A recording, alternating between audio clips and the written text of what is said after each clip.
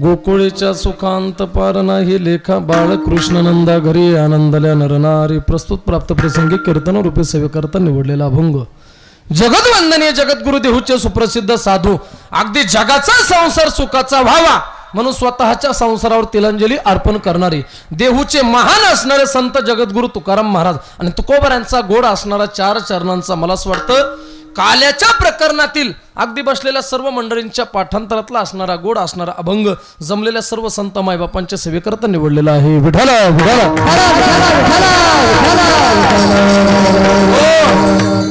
अभंग हा चार चरणाचा आहे आणि मला असं वाटतं जवळपास सर्वांच्या पाठांतरातला आहे बरं का. आम्ही सांगत असतो बसलेल्या मंडळींचं सोडून द्या पण किमान जो व्यक्ती परमार्थामध्ये जीवन जगतो त्यांचा का होईना अभंग पाठ आहे बरं का. पाठ जरी नसला गुरुजी तरी मला असं वाटतं कानपाठ का होईना सर्वांच्या आहे. आणि जर परमार्थामध्ये जीवन जगत असताना जर त्या व्यक्तीचा हा अभंग कानपाठ नसेल तर असं समजा तो या महाराष्ट्रामधला म्हणून गोड असणारा माझ्या तुकोबारांचा काल्याच्या प्रकरणातील अगदी मला असं वाटतं या अभंगाची भूमिका गोड आहे. तुकोबाऱ्या वर्णन करतात की जन्माला आलेल्या प्रत्येक जीवाला कशाची ना कशाची होईना अपेक्षा आहे महाराज. आपल्याला एकच अपेक्षा आहे कोणती आपल्या जीवनात आपल्याला फक्त एकच पाहिजे ते म्हणजे सुख पाहिजे बरं का. प्रत्येकाला सुख पाहिजे पण महाराज वर्णन करतात आपल्याला सुख पाहिजे पण सुख शोधण्याचा मार्ग चुकलेला आहे महाराज. नको असणाऱ्या गोष्टीमध्ये सुख शोधण्याचा प्रयत्न केला त्याचा परिणाम असा झाला आपलं जीवन हे दुःखाला कारणीभूत ठरलं. महाराजांनी वर्णन केलेलं आहे महाराज आपण सुख शोधतो पण सांसारिक गोष्टीमध्ये शोधतो नव्हे मला असं वाटतं संसार भोगातील त्या ठिकाणी वस्तूमध्ये आपण सुख शोधण्याचा प्रयत्न करतो. महाराज वर्णन करतात या सांसारिक गोष्टीमध्ये सुद्धा सुख आहे पण ते सुख कुठपर्यंत आहे जोपर्यंत आपले इंद्रिय मजबूत आहे तोपर्यंत. एकदा इंद्रिय मावळले आला बागुला आजा एकदा का इंद्रियाने रामराम केला तर आपण इंद्रियाचं सुख त्या ठिकाणी भोगू शकत नाही. त्याच्या पुढे हे महाराजांनी वर्णन केलेलं आहे. इंद्रियापासून नवे मला असं वाटतं शरीरापासून जे मिळणारं सुख आहे ते सुख आहे पण ते सुख कसं आहे मला असं वाटतं की विषयाचे समसुख बेगडाची बाहुली. ज्या पद्धतीने मी सांगत असतो पूर्वीच्या काळामध्ये पोळा भरायचा आणि पोळा भरल्याच्या नंतर बैलाच्या शिंगाला ते लोक बेगड लावायचे बरोबर. इकडे बेगडच म्हणते ना बैलाच्या शिंगाला बेगड लावायची आणि बेगड लावल्याच्या नंतर मला असं वाटतं अगदी पोळा फुटेपर्यंत अगदी चमकत त्या ठिकाणी मला असं वाटतं बैलाचे शिंग अगदी लांबून जरी दुरून जरी बघितले तर चमकत असायचे महाराज. पण ते कुठपर्यंत अगदी पोळा फुटेपर्यंत. एकदा का पोळा संपला तर ते सुद्धा काही प्रमाणामध्ये नाहीच होतं. त्याच पद्धतीने विषयाचं सुख आहे. महाराज सुद्धा तेच वर्णन करतात बेगडाची बाहुली आणि आभराची सावली जाईल रया नवे मला असं वाटतं की विषयामध्ये सुख शोधण्याचा प्रयत्न केला खरं सुख तुमच्या जीवनात तुम्हाला प्राप्त होणार नाही. खरं सुख कोणी शोधलं महाराजांनी त्याचं वर्णन केलेलं आहे. गोकुळातील लोकांना सुद्धा सुखाची अपेक्षा होती पण त्यांच्या जीवनामध्ये त्यांनी सुख शोधण्याचा प्रयत्न केला आणि मला असं वाटतं की या 3.5 हाताच्या गोकुळातील चिंता नावाची दासी बाहेर हाकलून दिली आणि मला असं वाटतं खरं सुख त्यांच्या जीवनात त्यांना प्राप्त झालं. चिंता ते पळाली गोकुळा बाहेरी आणि प्रवेश भीतरी केला देवी. भगवान परमात्मा अंतकरणामध्ये विसावला नवे अंतकरणामध्ये भगवंताने प्रवेश केला आणि त्याचा परिणाम असा झाला चिंता नावाची दासी ही त्या ठिकाणी अंतकरणातून निघून गेली आणि खऱ्या सुखाची अनुभूती त्यांच्या जीवनात त्यांना प्राप्त झाली. किती सुख प्राप्त झालं मी सांगत असतो विषयामध्ये कितीही सुख शोधा खरं सुख मिळणार नाही पण त्यांनी विषयामध्ये सुख शोधलं नाही महाराज. मला असं वाटतं की त्यांना जे सुख प्राप्त झालं किंवा त्यांच्या जीवनात जो आनंद प्राप्त झाला त्या आनंदासमोर हे विषयाचं सुख कसं आहे मनाचं बोलत नाही. महाराजांचं प्रमाण आहे नित्यानंदा पुढे आनंद तो कोण विषय सुख बाई बापुढे ते क्षीण. त्या आनंदापुढे आता आनंद शिल्लक नाही. नवे ज्या वेळेला ते सुख जीवनामध्ये प्राप्त झालं मला असं वाटतं की त्याच्यापेक्षा मोठा आनंद जीवनात कोणताच नसेल. विषय सुख बाई बापुडे ते क्षीण. आणि मला असं वाटतं पूर्वीच्या काळामध्ये अगदी राजे महाराजे त्यांच्या घरी जर एखादा आनंदाचा प्रसंग निर्माण झाला सुखाचा प्रसंग निर्माण झाला तर त्या राजे महाराजांच्या सुखाच्या प्रसंगामध्ये संपूर्ण नगरी त्या ठिकाणी सहभागी व्हायची. मला असं वाटतं की संपूर्ण राज्याला अगदी आपल्या त्या ठिकाणी कुटुंबाप्रमाणे जे सांभाळ करायचे राज्य सुद्धा त्यांच्यावर तेवढंच प्रेम करत होतं. आणि तोच प्रसंग द्वापार युगामध्ये घडला ज्या वेळेला नंदराजांच्या घरी अगदी वयाच्या सरते शेवटी नंदराजांना पुत्र प्राप्ती झाली संतान प्राप्ती झाली. मला असं वाटतं की नंदराजांच्या जीवनात आनंद प्राप्त झाला याच्यात नवल नाही पण महाराजांनी वर्णन केलं जेवढे काही गोकुळवासी होते त्या प्रत्येक गोकुळवासियांच्या जीवनामध्ये खरा आनंद प्राप्त झाला खरं सुख प्राप्त झालं. किती आनंद प्राप्त झाला महाराजांनी त्याचं वर्णन केलेलं आहे. त्या आनंदाला अंतही राहिला नाही आणि पारही राहिला नाही. अंत पार नाही लेखा गोकुळीच्या सुखा अंत पार नाही लेखा, पण कधी अगोदर बाळकृष्ण नंदा घरी, माझे भगवान परमात्मा नंद राजाच्या घरी अवतीर्ण झाले, अवताराला आले, जन्माला आले. आणि मला असं वाटतं आनंद प्राप्त झाला, पण तो कोणाकोणाच्या जीवनात प्राप्त झाला त्याचंही वर्णन महाराजांनी पुढे केलेलं आहे. नर असेल नारी असेल नव्हे नव्हे, मला असं वाटतं पशु पक्ष्यांच्या जीवनात सुद्धा आनंद प्राप्त झाला. मनाचं बोलणार नाही, मयूरादी पक्षी नृत्य करीता ती, नदी वाहता ती दोही थड्या, अगदी सर्वत्र आनंदाचं वातावरण निर्माण झालं. आनंदल्या नरनारी. बरं, आनंद झाल्याच्या नंतर मला असं वाटतं आनंद व्यक्त करण्याचं त्या ठिकाणी काहीतरी साधन असतं. मी सांगत असतो गेल्या 22 जानेवारी रोजी, ऐका बसलेली मंडळी सर्वांनी लक्षपूर्वक ऐका, गेल्या 22 जानेवारी रोजी माझे भगवान प्रभू रामचंद्र हे सिंहासनावर आरूढ झाले अयोध्येमध्ये. बरोबर, 22 जानेवारी रोजी भगवान प्रभू रामचंद्र सिंहासनावर आरूढ झाले. मला असं वाटतं 22 जानेवारी हा दिवस आपल्या आंतरवालीने साजरा नाही केला. आपला धाराशिव जिल्हा नव्हे, महाराष्ट्र नव्हे, भारत नव्हे, तर संपूर्ण जगाने 22 जानेवारी हा दिवस साजरा केला. मग कशा पद्धतीने साजरा केला सर्वांना माहिती आहे. काहींनी घरासमोर गुढ्या उभारल्या नव्हे नव्हे, काहींनी तोरणं बांधले, ज्यांना कथा कीर्तन करता येत होती आपापल्या पद्धतीने भगवंताला आपलंसं करण्याचा प्रयत्न केला.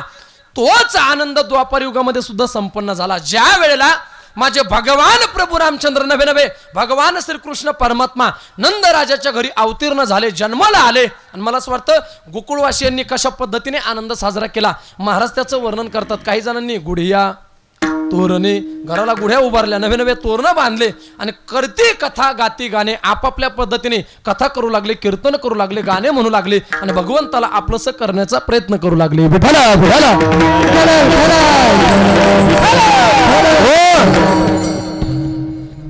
आणि प्रत्येक गवळण ही भगवंताला पाहण्यासाठी जायची आणि भगवंताला पाहण्यासाठी गेल्याच्या नंतर महाराज ज्या वेळेला देवाला पाहायची आणि पाहून आल्याच्या नंतर बाहेर उभा असलेली गवळण विचारायची, का ग भगवान परमात्मा नेमका दिसतो तरी कसा?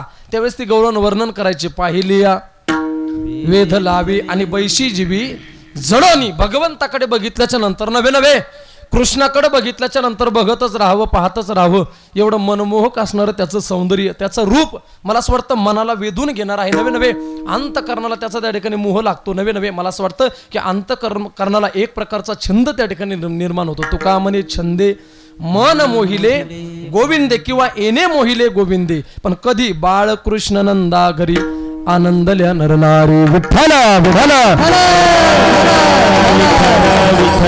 कुंडली कवरदा हरी विठ्ठल श्री ज्ञानदेव पंढरीनाथ भगवान की गौरी ज्ञानेश्वर गोपाल कृष्ण भगवान की. हा झाला अभंगाचा सरळ सरळ भावार्थ. थोडा आवाज द्या मला माऊली याला समोर, थोडा समोर मला आवाज द्या. हा झाला अभंगाचा सरळ सरळ भावार्थ. अगदी सोप्या भाषेत जर उठान उठान जागेन उठान, तुम्ही बसू नका ना असं निवांत. आजचे दिवस आहे, तुम्ही एवढे निवांत बसले म्हणल्यावर मग आमचं कठीण होईल ना महाराज, आहे की नाही? गोड असणारे साऊंड सिस्टम महाराज, बघायचं काम नाही. मला असं वाटतं आमच्या साबळे गुरुजींचं नियोजन म्हटल्यावर तिथं काय बोलायचं काम आहे महाराज, सांगत असतो. अगदी वातावरण सुंदर वातावरण महाराज, अगदी सांगायचं काम नाही बरं का, तज्ज्ञ माणसं आहे त्यातली, अगदी सुंदर असणार वातावरण. ऐका, अगदी मला असं वाटतं अगदी कीर्तनकाराचं हे आद्य कर्तव्य असतं, पुढे वेळ जरी अपुरा पडला तरी किमान किमान धावता का होईना अभंगाचा भाव हा श्रोत्यांसमोर प्रगट करावा, हे कीर्तनकाराचं कर्तव्य असतं बरं का. नाहीतर कधी कधी असं होतं गुरुजी काही काही कीर्तनकार 2 चरण सोडतात आणि राहिलेले 2 चरण पुढच्या वर्षी येतोच कशाला, आहे की नाही? ह्याच वर्षी सोडून दिलं आहे, हे कीर्तनकाराचं आद्य कर्तव्य असतं बरं का. मला असं वाटतं अगदी आपलं सुद्धा भाग्य आहे महाराज. भाग्य का म्हणावं लागेल, मी सांगत असतो की आपला जन्म त्या ठिकाणी या मराठवाड्याच्या भूमीमध्ये झाला. आपलं मराठवाड्यामध्येच येतं बरोबर, मराठवाड्याच्या भूमीमध्ये झाला, कारण आपली भूमी साधारण नाही. आपल्या भूमीबद्दल वर्णन करावं तेवढे मनाचं बोलत नाही. आता ओघात आलं म्हणून बोलण्याचा प्रयत्न करेल. मला असं वाटतं जेवढे हे संत जेवढे महात्मे जगामध्ये झाले नाही तेवढे एकट्या भारताच्या भूमीमध्ये झाले बरोबर. त्याच्या पुढे बोलण्याचा प्रयत्न करेल. जेवढे संत जेवढे महात्मे भारताच्या भूमीमध्ये झाले नाही तेवढे एकट्या महाराष्ट्राच्या भूमीमध्ये झाले. ही महाराष्ट्र संतांची भूमी. त्याच्या पुढे बोलण्याचा प्रयत्न करेल. जेवढे संत जेवढे महात्मे महाराष्ट्राच्या भूमीमध्ये झाले नाही तेवढे एकट्या आपल्या मराठवाड्याच्या भूमीमध्ये झाले. ही मराठवाड्याची भूमी साधारण नाही महाराज, या भूमीबद्दल वर्णन करावं तेवढं कमी. मनाचं बोलणार नाही. ऐका बसलेली मंडळी, याच मराठवाड्याच्या भूमीमध्ये मी सांगत असतो जगाला ज्ञानेश्वरी सारखा ग्रंथ दान देणाऱ्या माझ्या विश्व माऊली ज्ञानोबाऱ्यांचा जन्म झालेला आहे आपेगाव नगरीमध्ये बरोबर. निवृत्ती दादा, सोपान काका, आदिशक्ती मुक्ताबाई. नवे याच मराठवाड्याच्या भूमीमध्ये मला असं वाटतं की पूर्वीच्या काळामध्ये धर्माचा न्याय केला जात होता. अशी असणारी दक्षिण काशी म्हणजे पैठण क्षेत्रामध्ये आमच्या शांतीब्रह्म नाथबाबांचा जन्म झालेला आहे. याच मराठवाड्याच्या भूमीमध्ये परभणी जिल्ह्यामध्ये गंगाखेड तालुक्यामध्ये आमच्या संत जनाबाईंचा जन्म झालेला आहे. याच मराठवाड्याच्या भूमीमध्ये मी सांगत असतो हिंगोली जिल्ह्यामध्ये नरसी नावाचं क्षेत्र आहे. त्या नरसी या क्षेत्रामध्ये संत शिरोमणी नामदेवरायांचा जन्म झालेला आहे. याच मराठवाड्याच्या भूमीमध्ये मला असं वाटतं आमच्या जालना जिल्ह्याच्या भूमीमध्ये जाम समर्थ या गावी संत रामदास स्वामींचा जन्म झालेला आहे. याच मराठवाड्याच्या भूमीमध्ये आपलं भाग्य आहे, आपल्या धाराशिव जिल्ह्यामध्ये तेर नावाचं क्षेत्र आहे आणि त्या तेर या क्षेत्री आमच्या संत गोरोबा काकांचा सुद्धा जन्म झालेला आहे. बरोबर, अशा पुण्य पावन भूमीमध्ये तुमचा आमचा सुद्धा जन्म झालेला म्हणून आपण सुद्धा भाग्यवान. मला असं वाटतं की तुकोबराय गोड असणारं वर्णन करतात. पवित्र ते कुळ पावन तो देश जे हरीचे दास जन्म घेती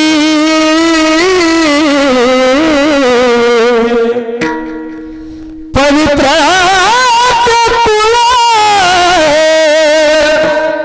पावन तो देश जेथे हरीचे दास जन्म घेती.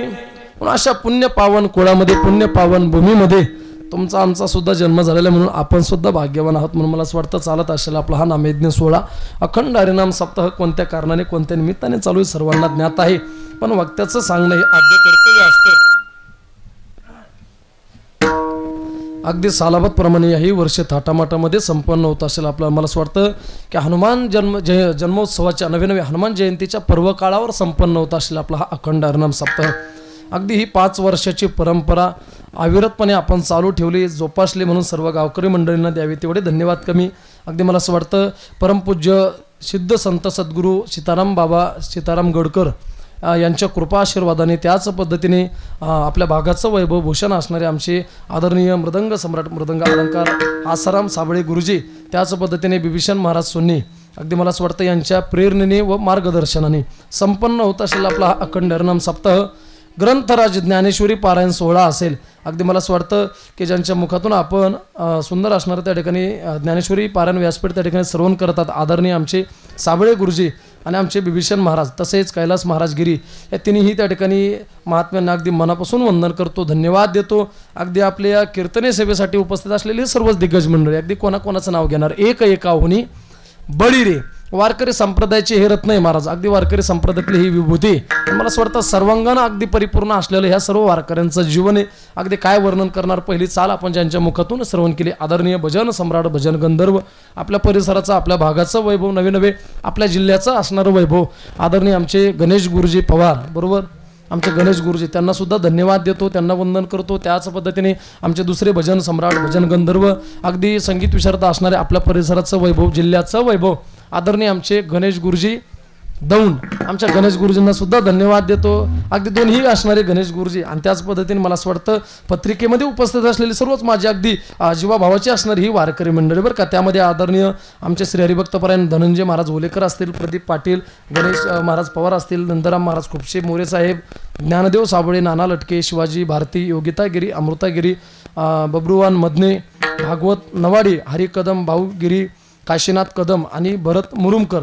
त्याच पद्धतीने मला असं वाटतं की मृदंगाचार्यमध्ये आमचे बिभीषण महाराज असतील, बाबू महाराज भोरे असतील, बाळू महाराज लांडे असतील, सोहम महाराज भोरे, धीरज महाराज गव्हाणे आणि पार्थ महाराज शिंदे. त्याच पद्धतीने चोपदार आमचे आदरणीय शत्रुघ्न मुरुमकर, काकडा दत्तात्रय जाधव, लक्ष्मण मुरुमकर, पेटी मास्तर आदरणीय आमचे त्र्यंबक झांबरे, शेषनाथ साबळे, दादा कदम आणि महारुद्र गिरी, तसेच विनेकरी मुरलीधर साबळे, सर्जेराव मुरुमकर, किसन नवाडे, वसंत कदम, जालिंदर भोजने, बिरमल ठोंबरे, धर्मा शिकेतोड, मला असं वाटतं भगवान शिंदे आणि धर्मा कदम, हे सर्वच त्या ठिकाणी अगदी उपस्थित असलेली महाराज मंडळी सर्वांच्या चरणावर साष्टांग प्रणिपात करतो. त्याच पद्धतीने गोड असणारी साऊंड सिस्टम, मला असं वाटतं साहिल मंडप डेकोरेशन आमचे चांदभाई पठाण, बरोबर अगदी सुंदर असणारे साऊंड सिस्टम बरं का. आनंद वाटला महाराज. अगदी सांगायचं कम नाही. चांद भाई अगदी मला असं वाटतं ते आपल्या वारकरी संप्रदायामध्ये परिपूर्ण आहे महाराज बरं का. तर हे सोपं नाही महाराज बरं का. मला असं वाटतं की त्यांच्या जीवनात सुद्धा कुठंतरी मला असं वाटतं आपल्या वारकरी संप्रदायाचा सहवास नवे नवे आपल्या परंपरेचं त्या ठिकाणी ही साधना त्यांच्या जीवनात सुद्धा घडते. आमच्या त्या ठिकाणी साऊंड सिस्टमवाल्याला दादांना सुद्धा अगदी मनापासून धन्यवाद देतो. सुंदर असणारा साऊंड त्यांचा. मला असं वाटतं की आणि ही उपस्थित असलेली सर्वच आपले मला असं वाटतं वारकरी मंडळी टारकरी मंडळी आपल्या ज्ञानदीप वारकरी शिक्षण संस्थेतील आमच्या साबळे गुरुजींच्या वारकरी शिक्षण संस्थेतील ही सर्व महाराज मंडळी सर्वांच्या चरणावर साष्टांग प्रणिपात करतो. त्याच पद्धतीने कलश पूजन श्री हरिभक्तपरायण महालिंग महाराज नगरी असतील या सर्व महाराज मंडळींना धन्यवाद देतो. आणि मला असं वाटतं ज्यांच्या माध्यमातून इथं मला येण्याचा योग आला हे सांगत असतो महाराज आपल्या भागाचं भूषण आहेच नवे नवे आपल्या जिल्ह्याचं भूषण आहे. आणि मला असं वाटतं की महाराष्ट्रामध्ये अगदी मृदंग क्षेत्रामधील हिरा जर म्हटलं तर असं हरकत नाही बरं का. गुरुजींबद्दल काय वर्णन करणार. मी म्हणत असतो की मला असं वाटतं आता आपल्या गावातील गुरुजींचं वास्तव्य आहे.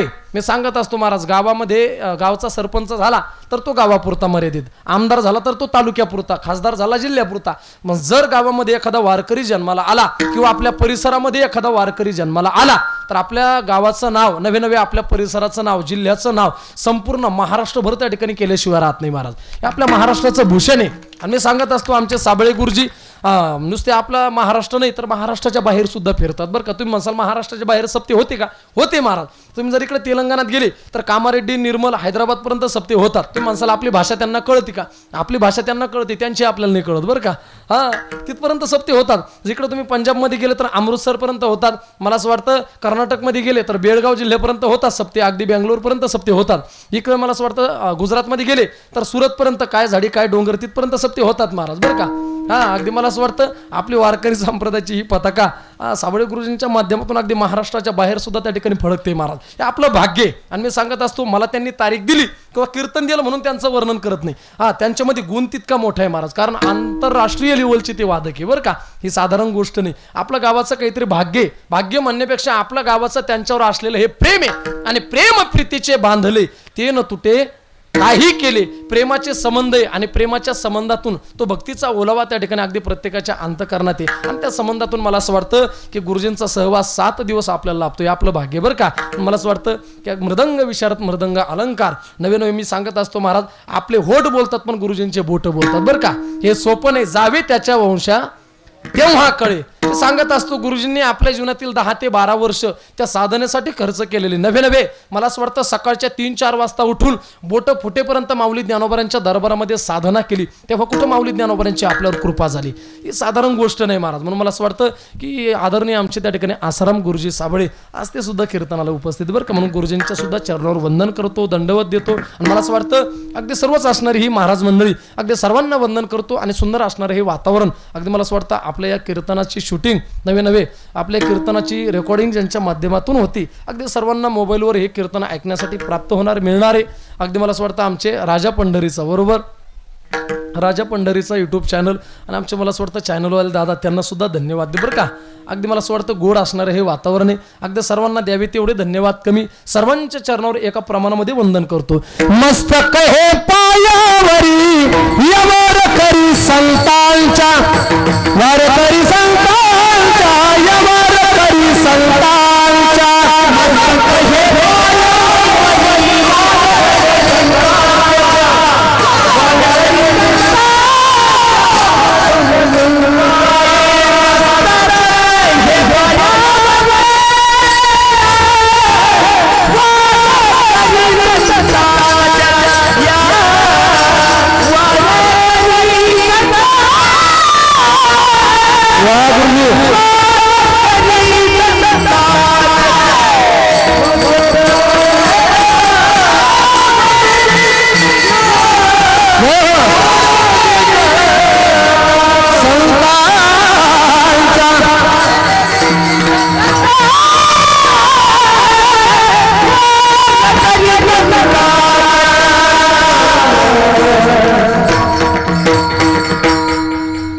मस्तक हे पायावरी यावर करी संतांच्या.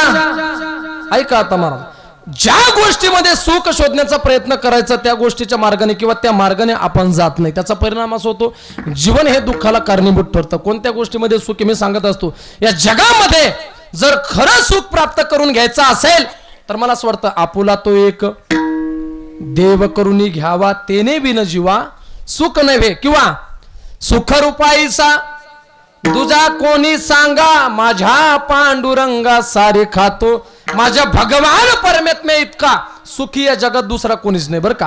हा म्हणून खरं सुख जर तुमच्या जीवनात तुम्हाला पाहिजे असेल तर मला असं वाटतं की ते त्या ठिकाणी देवामध्येच आहे महाराज. सुख फक्त दोनच ठिकाणी, एक तर संताजवळ सुख वाटे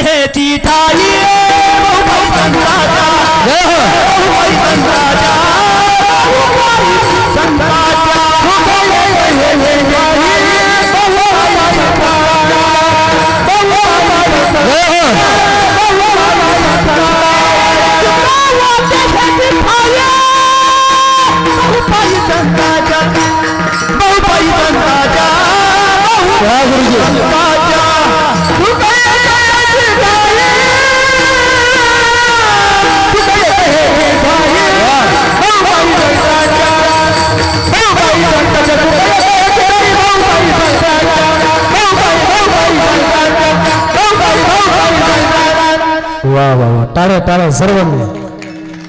सुखावसे हेची पाय बहुपाई संतांच्या. नॉर्मल विकू द्या मला, जास्त विकू लागत नाही. बहुपाई संतांच्या. मला असं वाटतं दोनच ठिकाणी सुख, एक भगवंताजवळ आणि एक संताजवळ बरं का. कल्पना करा, ज्या मार्गाने खरं सुख आपल्या जीवनामध्ये आपल्याला प्राप्त होईल त्या मार्गाने आपण जाण्याचा प्रयत्न करत नाही. आपण सुख शोधतो कशात? वाढावे संतान, गृही व्हावे धनधान्य, किंवा धनदारा पुत्र जन बंधू सोयरे पिशून.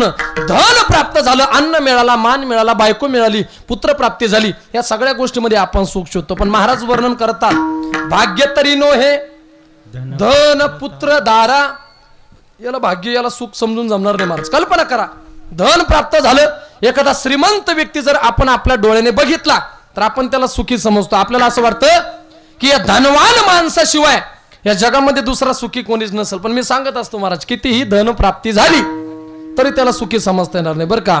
किंवा कारण धन कसं आहे, तुका म्हणे धन भाग्य अशाश्वत जाण, किंवा तुका म्हणे धन आणि धनासाठी देते प्राण. ज्या धनासाठी सक्का भाऊ पक्का वैरी होतो, असं जर धन आमच्या जीवनात आम्हाला प्राप्त झालं तर ते आमच्या कोणत्या उपयोगाचं महाराज. आणि मी सांगत असतो कितीही धन प्राप्त झालं तर त्या व्यक्तीला सुखी समजता येणार नाही. का? कारण धनाच्या बाबतीत जर बोलण्याचा प्रयत्न केला तर बसलेली मंडळी कल्पना करा, रावणाची संपत्ती किती होती? कोटी घरे जेथे काश्या आणि तांब्याची शुद्ध कांचनाची सप्तकोटी. कल्पना करा, रावणाच्या राज्यामध्ये 7 कोटी घरं ओरिजिनल 24 कॅरेट सोन्याची होती. किती? 7 कोटी घरं. ऐका, 7 कोटी घरं ओरिजिनल 24 कॅरेट सोन्याची असून सुद्धा महाराज वर्णन करतात, सांगा ते कवडी गेली नाही. रावण कवडी सुद्धा सोबत नेऊ शकला नाही. कल्पना करा, एवढी संपत्ती रावणाची होती तरी सुद्धा रावण कवडी सुद्धा सोबत नेऊ शकला नाही. मग तुमच्या आमच्या धनाचं काय घेऊन बसले? मी सांगत असतो, आपला जो आहेच काय, एक शेंबडी बायकून 2 चिपडे लेकर, ह्याच्या पलीकडे आपला धनाचा विस्तारच नाही महाराज. आपण त्याच्यातच गुरु फाडलेलो आहे. कल्पना करा, आपला धनाचा त्याच्या पलीकडे विस्तार नाही बरं का. आणि कितीही धनवान झाला तर तो सुखी होऊ शकत नाही. म्हणून मला असं वाटतं धन प्राप्त झालं त्याला सुखी समजता येणार नाही. त्याच्या पुढेही महाराजांनी वर्णन केलं, भाग्य तरी नो हे धन पुत्र. मला असं वाटतं लग्नाला 10 वर्ष 12 वर्ष 15 वर्ष झाली आणि 15 वर्ष होऊन जर पुत्र प्राप्ती होत नसेल तर तो व्यक्ती स्वतःला अभागी दुर्भागी समजतो. त्याला असं वाटतं, अरे या जगामध्ये माझ्यासारखा दुर्भागी मीच आहे. पण ऐका, वंशाला दिवा पाहिजे, पितरांची शांती होण्याकरता पुत्र पाहिजे, पण झालाच नाही तर कुठल्याही प्रकारचं दुःख व्यक्त न करता असं समजावं, देवाची आपल्यावर कृपा आहे. त्या भगवंताला आपल्या हातून काहीतरी कार्य, देश सेवा, धर्म सेवा, परमार्थ काहीतरी सेवा आपल्या हातून करून घ्यायची. म्हणून त्या भगवंताने आपल्याला निपुत्रिक ठेवलं असा मनामध्ये विचार करावा आणि उरले ते हरी तो महासमर्पण, उरलेलं आयुष्य हे भगवंताच्या चरणावर समर्पित करावं. पण मला असं वाटतं महाराज, लेकरं जर झाले नाही तर लोक नको नको ते कुठं नाही करते. बरं झालं साबळे गुरुजी ती गुजरात मधली म्हातारी मेली. बरेच जण म्हणतात की महाराज तुमचा वारकरी संप्रदाय हा अंधश्रद्धेचा बाजार आहे. ऐका, अंगारा देऊन, नारळ देऊन, अगरबत्ती देऊन जर लेकरं झाले असते तर संतांचे शब्द खोटे ठरले असते बरं का महाराज. 900 कन्या पुत्र होती तरी का करणे, जर नवसाने अंगारा देऊन नारळ देऊन जर लेकरं झाले असते तर संतांचे शब्द खोटे ठरले असते. मनाचं बोलणार नाही. हे काय आमच्या बापाने लिहून नाही ठेवलेलं महाराज, ही संतांची भाषा आहे. म्हणून मला असं वाटतं संत वचनाला अनुसरून माणसाने कधीतरी जीवन जगावं. म्हणून पुत्रप्राप्ती झाली. आणि मी सांगत असतो महाराज, ज्यांना 4-4 मुलं आहेत त्यांची अवस्था पहा, मायबाप वाटून घेतलेली. बरोबर आहे का? कल्पना करा, ज्यांना 4-4, 5-5 मुलं असून जर मायबाप वाटून घेतलेले असतील, मी सांगत असतो अशा अवलादी जन्माला घालण्यापेक्षा निपुत्रिक राहिलेलं कधीही बरं. म्हणून पुत्रप्राप्ती झाली, त्याला भाग्यवान समजता येणार नाही, त्याला सुखी समजता येणार नाही. त्याच्या पुढे ही महाराजांनी वर्णन केलेले, भाग्य तरी नो हे धन पुत्र आणि दारा. दारा म्हणजे बायको. आता बायको हा विषय खूप मोठा झालेला आहे महाराज. अगदी महाराष्ट्रभर फिरण्याचा योग येतो, प्रत्येक गावात जाण्याचा योग येतो. हे साबळे महाराज असतील, हे आमचे सर्व त्या ठिकाणी अगदी वारकरी मंडळी असतील, महाराष्ट्रभर कानाकोपऱ्यात फिरतात. गुरुजी, आता सध्याचा जर आपण आढावा घेतला तर प्रत्येक गावाचा जर आपण सर्वे केला तर सध्याच्या काळामध्ये बायको हा विषय खूप मोठा झालेला. कारण का? कल्पना करा, प्रत्येक गावामध्ये प्रत्येक गावाचा सर्वे करा. सध्याच्या परिस्थितीमध्ये प्रत्येक गावात आपल्याला किमान 100-125 का व्हायना घोड मुंजे पाहायला मिळतात. तुम्ही म्हणसाल घोड म्हणजे काय? आता मनाचं बोलत नाही, सांगतो तुम्हाला. आता जो 20, 22, 25 वर्षाचा असेल तो मुंजे, 35, 40, 45 वर्षाचा कुठं मुंजे असतो महाराज? हे मुंजे नाही, हे घोड मुंजे. म्हणून आता जे राहिले ते राहिले. मी सांगत असतो जास्त टेन्शन नाही घ्यायचं. आत्ताच कुंभमेळा झाला, मस्त पावशेर गांजा घ्यायचा, 5 मीटर भगवा कपडा घ्यायचा, बंबोले टेकडीवाले चिलिंबन आहे ताजान दम लगाने आजा. लोकांचा अवघड आहे महाराज. लोक देवाला चॅलेंज करतात. लोक म्हणतात महाराज महादेवानं गांजा पेला, कृष्णानं चोऱ्या केल्या, तुमच्याकडे पीक कोणतं आहे? कपाशी असेल ना? आहे. भरपूर लोक म्हणतात महाराज महादेवानं गांजा पेला, कृष्णानं चोऱ्या केल्या. मी सांगत असतो, अरे महादेवानं गांजा जरी पेलेला असला तरी महादेवानं या जगासाठी हलाहल नावाचं विष प्राशन केलंय. बरोबर? देवानं गांजा जरी पेलेला असला तरी देवानं जगासाठी हलाहल नावाचं विष प्राशन केलंय. मी सांगत असतो, तू नुसतं एक टोपण उलाला घेऊन पाय, दुसऱ्या दिवशी गाणंच लावं लागतं उलाला महाराज. देवाची कुठं बराबरी करायला चालली? अहो भगवान श्रीकृष्ण परमात्म्याने 12 गाव अग्नी गिळला होता महाराज. आपल्याला अगरबत्तीचा चटका सहन होत नाही. कल्पना करा, आपण देवाची बरोबरी करू शकत नाही. का करू शकत नाही? मनाचं बोलत नाही, प्रमाणे महाराज. ऐका, देवाची बरोबरी का करू शकत नाही? कारण आपला अधिकार नाही, आपली पात्रता नाही. का पात्रता नाही? मी सांगत असतो, भगवान श्रीकृष्ण परमात्म्याला बायका किती होत्या? 16,108. सर्वांना माहिती. देवाला बायका होत्या 16,108. आता बसलेली मंडळी कल्पना करा, 16,108 बायका ह्या देवाला होत्या. आपल्याला एक भेटणार नाही महाराज. बरं, इकडून तिकडून भेटली, तिनं सुद्धा नाकीनं आणली. अवघड आहे महाराज. बरं का? कल्पना करा, मनाचं बोलत नाही. 16,108 बायका असून सुद्धा महाराज वर्णन करतात भोग भोगोनी ब्रह्मचारी. मग देवाची बरोबरी करू शकतो का? देवाची बरोबरी करू शकत नाही. कल्पना करा, नको असणाऱ्या गोष्टीमध्ये आपण सुख शोधण्याचा प्रयत्न केला, त्याचा परिणाम असा झाला, जीवन हे दुःखाला कारणीभूत ठरला. म्हणून मला असं वाटतं, नको असणाऱ्या गोष्टीमध्ये सुख शोधू नका. ज्या गोष्टीमध्ये खरं सुख आहे, मला असं वाटतं परमात्मा हा आपल्यासा करण्याचा प्रयत्न केला. आणि तो गोकुळवासियांनी मला असं वाटतं देवाला आपलंसं करण्याचा प्रयत्न केला. कशा पद्धतीने? मी सांगत असतो, ज्या ज्या वेळेला या मृत्यू लोकामध्ये अधर्म होतो, धर्माचा ऱ्हास होतो, नवे सज्जनांना त्रास होतो, दुर्जनांचा दडकणे मला असं वाटतं सुळसुळाट होतो. आणि मला असं वाटतं अशा वेळी किंवा अशा प्रसंगामध्ये भगवान परमात्मा हा अवताराला येत असतो. कशा करता? मी सांगत असतो, धरणी मातेला, पृथ्वी मातेला हे दुःख सहन होत नाही, हा त्रास सहन होत नाही. म्हणून मला असं वाटतं की द्वापार युगामध्ये सुद्धा तोच प्रसंग घडला. यदा यदा ही धर्मस्य ग्लानिर्भवती भारत अभ्युत्थानम अधर्मस्य आणि तदात्मानम सृजाम्यहम किंवा परित्राणाय साधूनाम विनाशाय च दुष्कृताम धर्म संस्थापनार्थाय संभवामी युगे युगे. मला स्वार्थ भक्ता राखे पायापाशी दुर्जनाशी संहारी. भक्तांचं रक्षण आणि दुर्जनांचा संहार करण्याकरता परमात्मा हा जन्माला येत असतो, अवताराला येत असतो. आणि द्वापार युगामध्ये सुद्धा तोच प्रसंग घडला. वत्सरूपी पृथ्वी ब्रह्म्यापाशी जाय नेत्री वाहे तोय सांगतशी.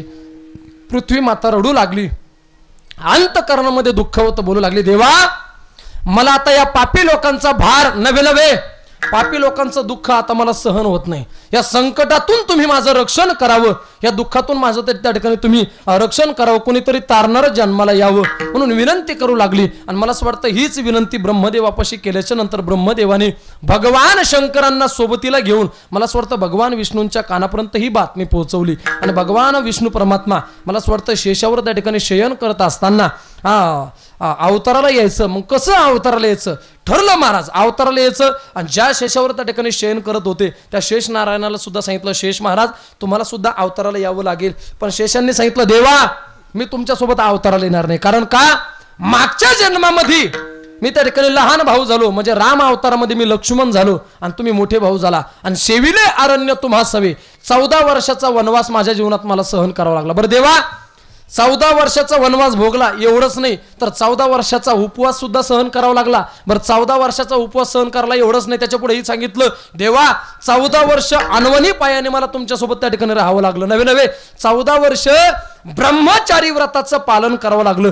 या सगळ्या गोष्टी मी माझ्या आयुष्यात केल्या, म्हणून मला असं वाटतं की इंद्रजित माझ्या हातानं मेला. नाहीतर मला असं वाटतं ही गोष्ट त्या ठिकाणी घडली नसते. म्हणून देवा आता मी तुमच्यासोबत अवताराला येणार नाही. पण भगवान परमात्म्याने सांगितलं, काळजी करू नका, आता तू वडील होई बा सर्वज्ञ आणि पाळीन मी आज्ञा तुझी बारे. सांगितलं काळजी करू नका, आता तुम्ही मोठे भाऊ व्हा, मी लहान भाऊ होईल आणि तुम्ही जे सांगाल त्या आज्ञेचं पालन मी केल्याशिवाय राहणार नाही. आणि मला असं वाटतं अवताराला यायचं ठरलं आणि भगवान परमात्मा वसुदेव आणि देवकी यांच्या उदरातून अवताराला येणार. मला असं वाटतं की इकडं कंसाच्या दरबारामध्ये वसुदेवाचा आणि देवकीचा विवाह त्या ठिकाणी महाराज संपन्न होतोय. अगदी अशा प्रसंगामध्ये महाराज वर्णन करतात की कंस हा त्या ठिकाणी आपल्या बहिणीवर जीवापाड प्रेम करत होता. आणि किती प्रेम करत होता, ज्या वेळेला देवकीची वरात निघली, वसुदेवाची वरात निघली, मला असं वाटतं वरातीमध्ये रथाचं सारथ्य करण्याकरता कंस त्या ठिकाणी स्वतः बसलेला होता, आनंदामध्ये होता. अंतकरणातला आनंद गगनात मावेनासा झाला होता. पण त्याच आनंदाच्या प्रसंगामध्ये मला असं वाटतं काही प्रमाणामध्ये दुःखाचा प्रसंग निर्माण झाला. काय, आनंदाच्या प्रसंगामध्ये आकाशवाणी झाली आणि सांगितलं, आकाशाची वाणी सांगत असे कंसा मानी हा भरवसा बोलण्याचा. सांगितलं, रे कंसा, ज्या बहिणीची तू एवढी थाटामाटामध्ये आनंदाने वरात काढत आहेस ना, त्याच बहिणीच्या पोटी येणारा 8वा पुत्र तुझा वध करणार आहे. नवे त्या ठिकाणी तुला मारणार आहे.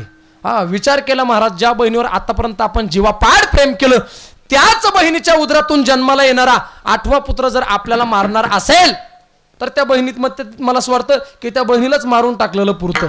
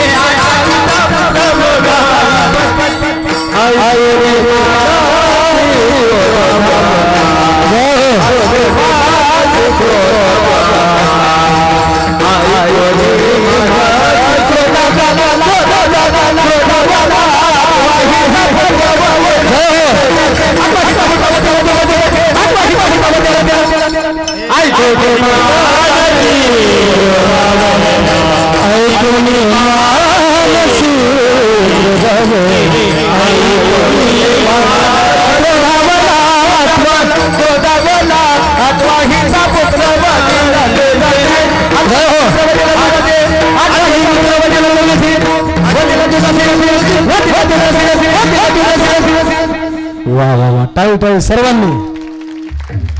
कोर काहीतरी भाग्य बर का. या एवढे त्या ठिकाणी रत्न आपल्या परिसराला लाभले महाराज. आपल्यावर असणारी ही कृपा आहे.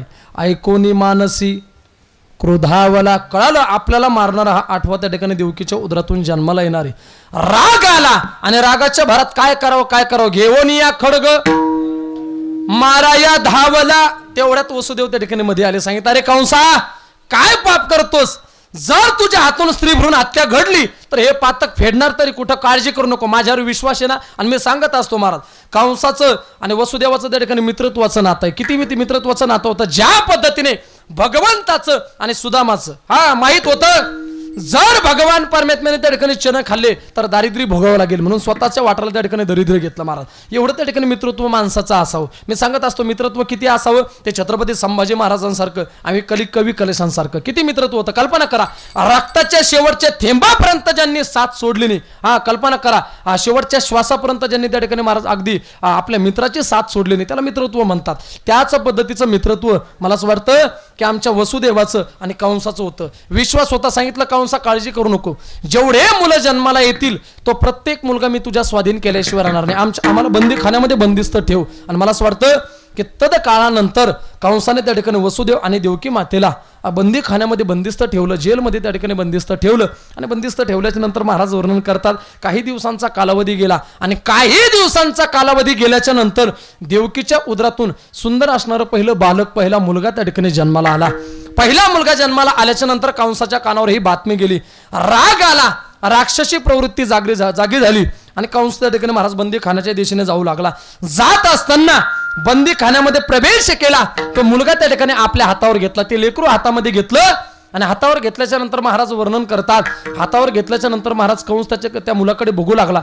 गोंडच असणारं ते बाळ होतं. अंतकरणामध्ये दया निर्माण झाली. अंतकरणामध्ये त्या ठिकाणी करुणा वात्सल्य भाव निर्माण झाला. विचार करू लागला अरे आपल्याला मारणारा हा 8वा जन्माला येणार आहे. मग पहिल्या मुलाने आपलं काय केलं विचार केला पहिल्या मुलाला मारायचं नाही. पण देवदेवता विचार करायला लागले जर कंसाच्या हातून पाप घडलं नाही अधर्म घडला नाही तर भगवान परमात्मा हा अवताराला येणार नाही. मग काय करावं म्हणून पुण्य सारावया भेटे देव ऋषी नारद महर्षींना खाली पाठवलं. आणि खाली पाठवल्याच्या नंतर सांगितलं अरे कंसा हे काय करतोस. सांगितलं महर्षी मला मारणारा हा 8वा जन्माला येणार आहे. मग पहिल्या मुलाने माझं काय केलं. आई काही कंसा तुला मारणारा हा 8वा जन्माला येणार आहे पण तो कोणत्या नंबरने किंवा कोणत्या मला असं वाटतं क्रमांकाने जन्माला येणार आहे हे थोडंच सांगितलेलं. एक कमळाचं फुल हातामध्ये दिलं 8 पाकळ्या होत्या. सांगितलं पहिल्या पाकळीपासून मोज दुसऱ्या पाकळीपासून मोजायचं आहे. कोणत्याही पाकळीपासून मोजलं तरी सुद्धा 8वाच भरत होता. सांगितलं कोणत्या नंबरने त्या ठिकाणी येईल हे सांगता येत नाही. अंतकरणामध्ये राग निर्माण झाला. राक्षसी प्रवृत्ती निर्माण झाली आणि मला असं वाटतं बंदीखान्यामध्ये गेला. ते लेकरू हातामध्ये घेतलं गरा फिरवलं आणि शिळेवर आपटलं. मला असं वाटतं पहिला मुलगा मारला दुसरा मुलगा मारला तिसरा मुलगा मारला असं करत करत 6 मारी दुराचारी 6 लेकरं त्या ठिकाणी कंसाने मारली. 7वं गर्भ त्या ठिकाणी मला असं वाटतं योग मायने रोहिणीच्या गर्भामध्ये नेऊन त्या ठिकाणी प्रवेश केला. ऐका आता 8वा पुत्र जन्माला येणार. 8वा पुत्र जन्माला येणार. सर्वत्र त्या ठिकाणी आनंदाचं वातावरण निर्माण झालं. सर्वत्र त्या ठिकाणी सुखाचं वातावरण निर्माण झालं. किती आनंदाचं वातावरण निर्माण झालं महाराज वर्णन करतात. मयूरादी पक्षी नृत्य करीता ती नदी वाहता ती दोही थड्या. नद्या सुद्धा अगदी दुथडी भरून वाहू लागल्या. नवे पशु पक्ष्यांच्या जीवनात आनंद त्या ठिकाणी व्यक्त होऊ लागला. आणि मला असं वाटतं अष्टमीच्या रात्री 12 वाजता माझे भगवान परमात्मा त्या ठिकाणी देवकीच्या उदरातून त्या ठिकाणी प्रगट झाले अवताराला आले आणि सर्वांच्या मुखातून देवदेवतांच्या मुखातून एक नामघोष बाहेर पडला. गोपाल कृष्ण भगवान की जय. भगवान परमात्मा अष्टमीच्या रात्री त्या ठिकाणी प्रगट झाली आणि प्रगट झाल्याच्या नंतर 8 वर्षाची मूर्ती प्रगट झाली. देवकी माता बोलू लागली देवा तू माझ्या उदरी जन्माला येवा म्हणून मी अनंत जन्माच्या त्या ठिकाणी साधना केली सायास केली. पण मला असं वाटतं की तू लहान बालक म्हणून माझ्या उदरातून जन्माला यावा अशी माझी भावना आहे अशी इच्छा आहे. देवानं सांगितलं मी लहान बालक म्हणूनच जन्माला आलो. पण नाही देवा तुला लहान व्हावं लागेल. होय भक्ती केला तैसा पूर्वी धरावी ती इच्छा. भक्ताच्या अंतकरणातला भाव भगवंताने जाणून घेतला. लहान झाला देवा लहान होऊन चालणार नाही तुला रडावं लागेल. रडायला सुद्धा लागला आणि रडायला लागल्याच्या नंतर मायेचं आवरण त्या ठिकाणी निर्माण झालं आणि यशोदा माता देवकी माता रडू लागली. विचार करू लागली जणी कंसाशी कळेल माझ्या बाळाशी. जर कंसाला कळलं तर तो माझ्या बाळाला मारल्याशिवाय राहणार नाही म्हणून लपवा जगजेठी कुठंतरी माझ्या बाळाला त्या ठिकाणी लपवा विनंती करू लागली. पण विनंती करत असताना भगवंताने सांगितलं काळजी करू नका कंस मला मारू शकत नाही. मी त्याला मारण्याकरताच त्या ठिकाणी अवताराला आलेलो आहे. ऐका जर तुम्हाला वाटत असेल मी सुरक्षित व्हावं सुरक्षित राहावं असं जर तुमच्या मनात वाटत असेल तर एक काम करा. काय करा मला कुठं नेऊन ठेवा नंदाच्या घराला नंदाच्या घराला नेही गोकुळाला माझा नेही गोकुळाला जय हो नंदाच्या घराला नंदाच्या घराला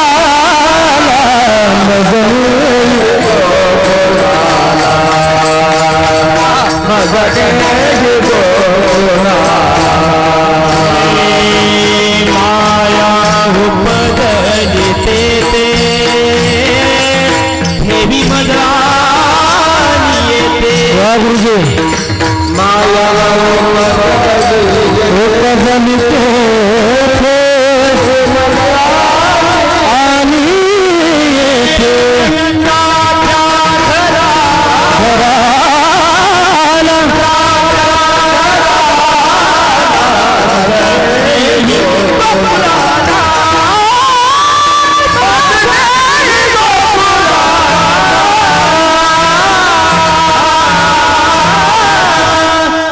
माया उपजली तेथे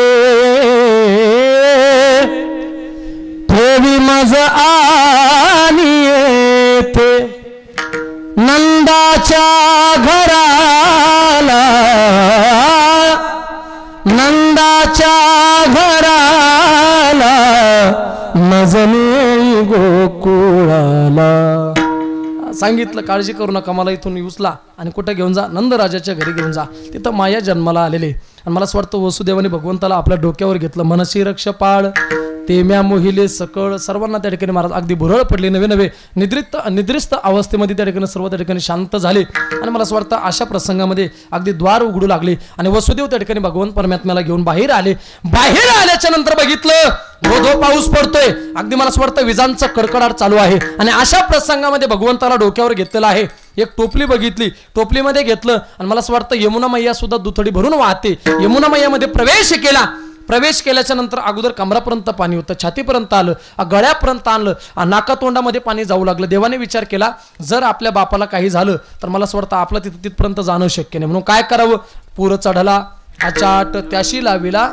अंगुष्ट डाव्या पायाचा अंगठा बाहेर काढला यमुना मैयाला दर्शन दिलं दुभंगली यमुना मैया जाण्याकरता रस्ता मोकळा केला पलीकडच्या थडीला गेले गोकुळामध्ये प्रवेश केल्याच्या नंतर मला असं वाटतं गोकुळामध्ये आल्याच्या नंतर नंदराजाच्या घरामध्ये प्रवेश केला बघितलं यशोदा मैयाच्या बाजूला सुंदर असणारं बालक जन्माला आलं मला असं वाटतं मुलगी होती ती आपल्या डोक्यावर घेतली भगवंताला तिथं ठेवलं आणि पुन्हा परतीच्या प्रवासाला लागले आणि पुन्हा बंदी खाण्यामध्ये प्रवेश केल्याच्या नंतर मला असं वाटतं की बंदी खाण्यामध्ये प्रवेश केल्याच्या नंतर देवकी मातेजवळ ती मुलगी नेऊन ठेवली आणि तेवढ्याच प्रसंगामध्ये मायेला तिथं आणल्याबरोबर मला असं वाटतं हातापायामधले बंधन त्या ठिकाणी महाराज पुन्हा त्या ठिकाणी प्रगट होऊ लागली नवे रक्षपाळ जागृत झाली ही बातमी कंसाच्या कानापर्यंत पोहोचली आठवा जन्माला आला राग आला कंसाला रागाच्या भरामध्ये त्या ठिकाणी महाराज अगदी बंदी खाण्याच्या दिशेने जाऊ लागला आणि बंदी खाण्याच्या दिशेने गेल्याच्या नंतर महाराज वर्णन करतात की बंदी खाण्यामध्ये आल्याच्या नंतर तो मुलगा त्या ठिकाणी ती मुलगी हातावर घेतली विचार केला आपल्याला मारणारा हा 8वा जन्माला येणार होता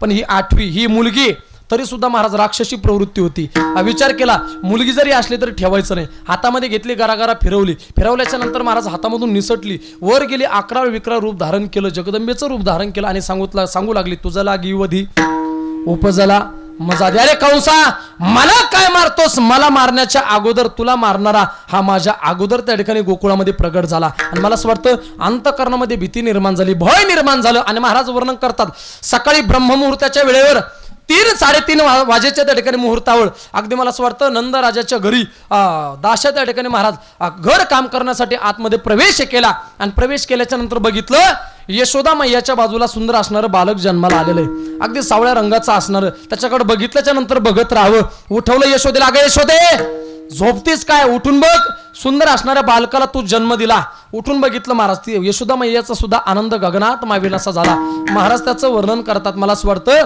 की ही बातमी नंदराजांच्या कानावर पोहोचली हळूहळू करता ही बातमी संपूर्ण गोकुळामध्ये प्रसरली आणि संपूर्ण गोकुळामध्ये बातमी पसरल्याच्या नंतर नंदराजांच्या आयुष्यामध्ये सरती शेवटी मला असं वाटतं की बालक जन्माला आलं पुत्र जन्माला आला नवे साक्षात भगवान परमात्मा हा अवताराला आला होता आणि नंदराजांच्या जीवनामध्ये आनंद प्राप्त झाला पण संपूर्ण गोकुळामध्ये ही बातमी पसरल्याच्या नंतर गोकुळवासियांच्या जीवनात सुद्धा एवढा आनंद प्राप्त झाला किती आनंद प्राप्त झाला त्या आनंदाचं वर्णन गोकुळच्या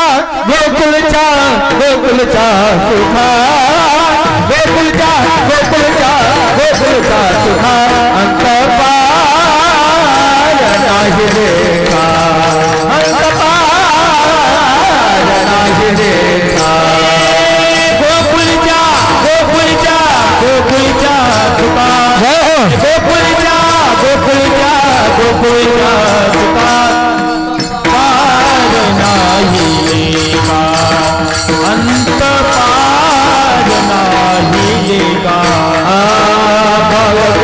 गंगा घरी आनंद जागरणारी गंगा घरी आनंद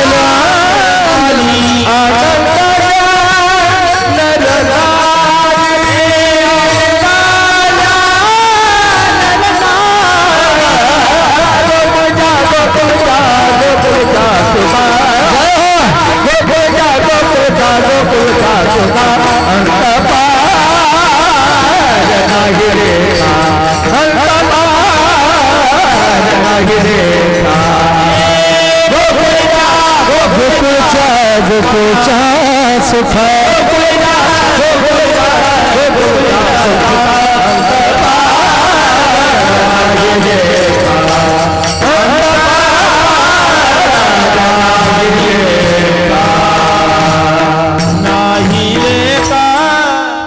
गोकुळीच्या सुखा अंत पार नाही लेखा. किती आनंद प्राप्त झाला, त्या आनंदाला अंतही राहिला नाही आणि पारही राहिला नाही. पण कधी बाळकृष्ण नंदागरी आणि मला असं वाटतं आनंदाला नरणारी संपूर्ण गोकुळामध्ये ही बातमी पसरली आणि मला असं वाटतं संपूर्ण गोकुळवासियांची एकच धावपळ उडाली. भगवान परमात्माला पाहण्यासाठी सर्व गवळण त्या ठिकाणी धावपळ करू लागल्या. कशा पद्धतीने करू लागल्या महाराज त्याचं वर्णन करतात. गवळण म्हणती गवळणीला पुत्र झाला यशोदेला. म्हणती गवळणीला पुत्र झाला यशोदेला. गवळण म्हणती गवळणीला पुत्र झाला यशोदेला. थोडा म्हणती गवळणीला पुत्र झाला यशोदेला.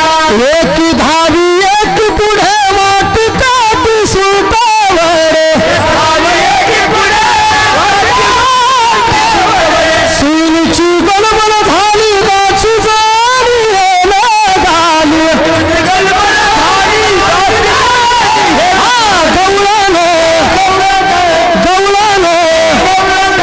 म्हणती गवळणीला पुत्र झाला यशोदेला.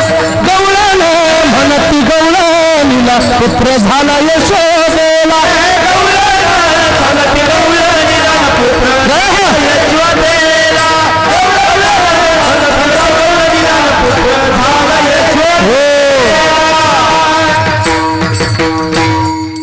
वा वा आता जमलं बरं का. ते पेपर चालू आहे महाराज त्यांचे, नाही तर ते सुरुवातीपासून आले असते. ते परीक्षा चालू आहे सध्या बरं का. मला असं वाटतं यांच्याशिवाय मजा नाही बरं का. आणि हे खरं वैभव महाराज मी सांगत असतो. खाली बसलेल्या प्रत्येक माणसाला नाचू वाटतं, फक्त अडचण एवढीच आपल्याला लाज वाटते. बरोबर आहे का. नाहीतर बघा तुम्ही तिकडे जर तिकडे भिलांची नागिन सुरू झाली की इकडे आपलं सुद्धा अंतकरण डोलायला लागतं. पण लाज वाटते मला, दुसरं काही नाही बरं का. आणि मी सांगत असतो मुंगळ्यावर काय नाचता, काय बोल तुम्ही लक्षात घ्या. मुंगळ्यावर काय नाचता, मुंगळ्यावर जर नाचले तर जमलेल्या सोयरिकी मोडत्यान. बरोबर आहे का. मुंगळ्यावर जर नाचले तर जमलेल्या सोयरिकी मोडत्यान. मुंगळ्यावर काय नाचता, नाचायचं असेल तर पिंगळ्यावर नाचा ना. हा पिंगळ्यावर जर नाचले तर उद्धार झाल्याशिवाय राहणार नाही महाराज. आता पिंगळा म्हणणार नाही मी, पण सांगितलं महाराज बरं का. हा नाही गुरुजींचं म्हणा इथं महामुंगळा झाला ना तुमच्या पिंगळ्याचं कुठं. हा ऐका बघू आपण शेवटी बोलू. ऐका मला असं वाटतं की ज्या वेळेस संपूर्ण गोकुळामध्ये ही बातमी पसरली, गवळणींची धावपळ सुरू लागली आणि प्रत्येक गवळण भगवान परमात्म्याला पाहण्याकरता जाऊ लागली. पहिली गवळण बघण्याकरता गेली. का ग भगवान परमात्मा नेमका दिसतो तरी कसा, भगवंताचं वर्णन करू लागली. रूपा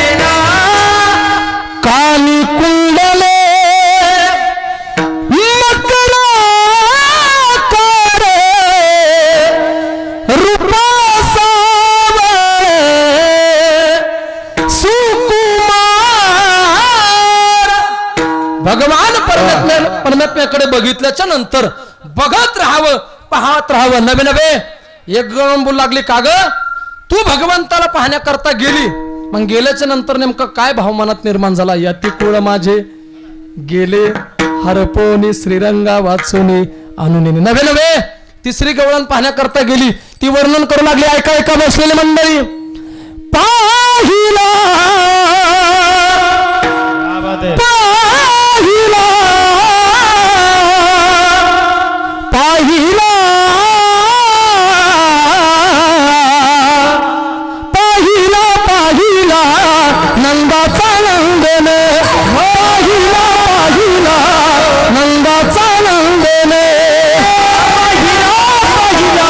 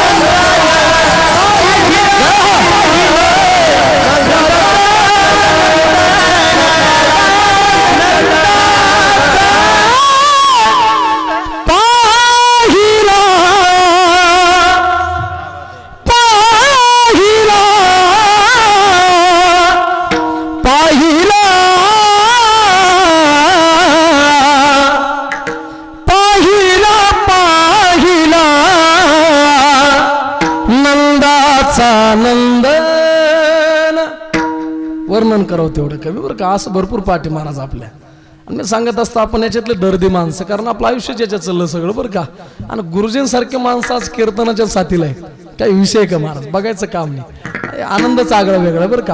आणि असा आनंद प्रत्येक ठिकाणी भोगण्यासाठी मिळत नाही बरं का. ऐका गवळण बोलू लागली, ज्या वेळेस मी देवाला पाहण्याकरता गेले, बघितल्याच्या नंतर त्याने अंतकरण वेधून घेतलं. नवे नवे अंतकरणाला त्याचा छंद लागला. एवढा मनमोहक असणारा, सुंदर असणारा तो परमात्मा, त्या परमात्म्याबद्दल वर्णन करावं तेवढं कमी. मला असं वाटतं इकडं कंसाचा दरबार भरला, आणि दरबार भरल्याच्या नंतर दरबारामध्ये त्या ठिकाणी कंस बोलू लागला की मला मारणारा हा 8व्या गोकुळामध्ये अवताराला आलेला आहे, मग त्याला मारणार कोणतरी त्या ठिकाणी असावं. नवे नवे जो कोणी त्या कृष्णाला मारून येईल त्याला योग्य प्रकारचं बक्षीस देण्यात येईल. ऐका बसलेली मंडळी, प्रथम प्राधान्य कोणाला द्यावं लागतं तर ते देव, मला असं वाटतं की ब्राह्मणाला द्यावं लागतं, देव बाप्पाला द्यावं लागतं. सर्वांना माहिती कंसाच्या दरबारातून सर्वप्रथम मला असं वाटतं भगवंताला मारण्यासाठी मामळ भटांची त्या ठिकाणी महाराज नियुक्ती करण्यात आली. मामळ भटांना पाठवण्यात आलं, पण सर्वांना प्रसंग माहिती आहे. विटंबीला भट दिला पाठीवर पाठ. मामळ भट आले, आणि आल्याच्या नंतर महाराज भगवंताबद्दल त्या ठिकाणी वाईट बोलू लागले. जोपर्यंत देवाला वाईट बोलत होते सहन केलं, पण गर्गमुनींची त्या ठिकाणी निंदा केली.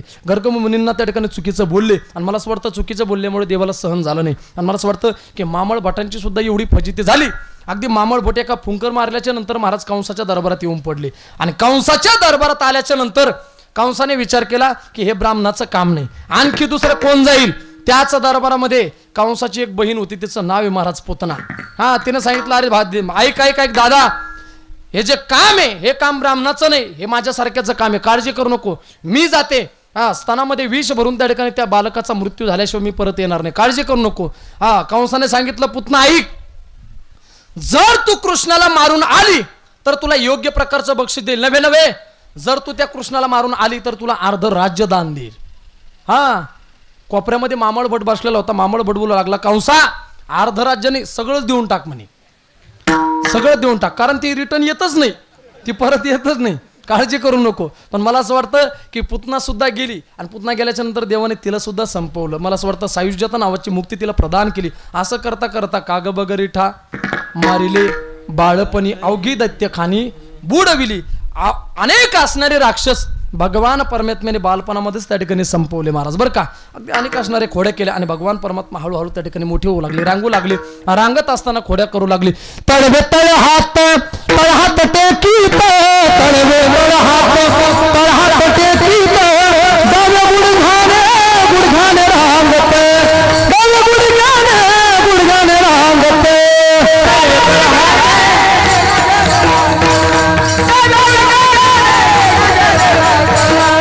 रंगली रंगना खतवाने देखीला बेसाए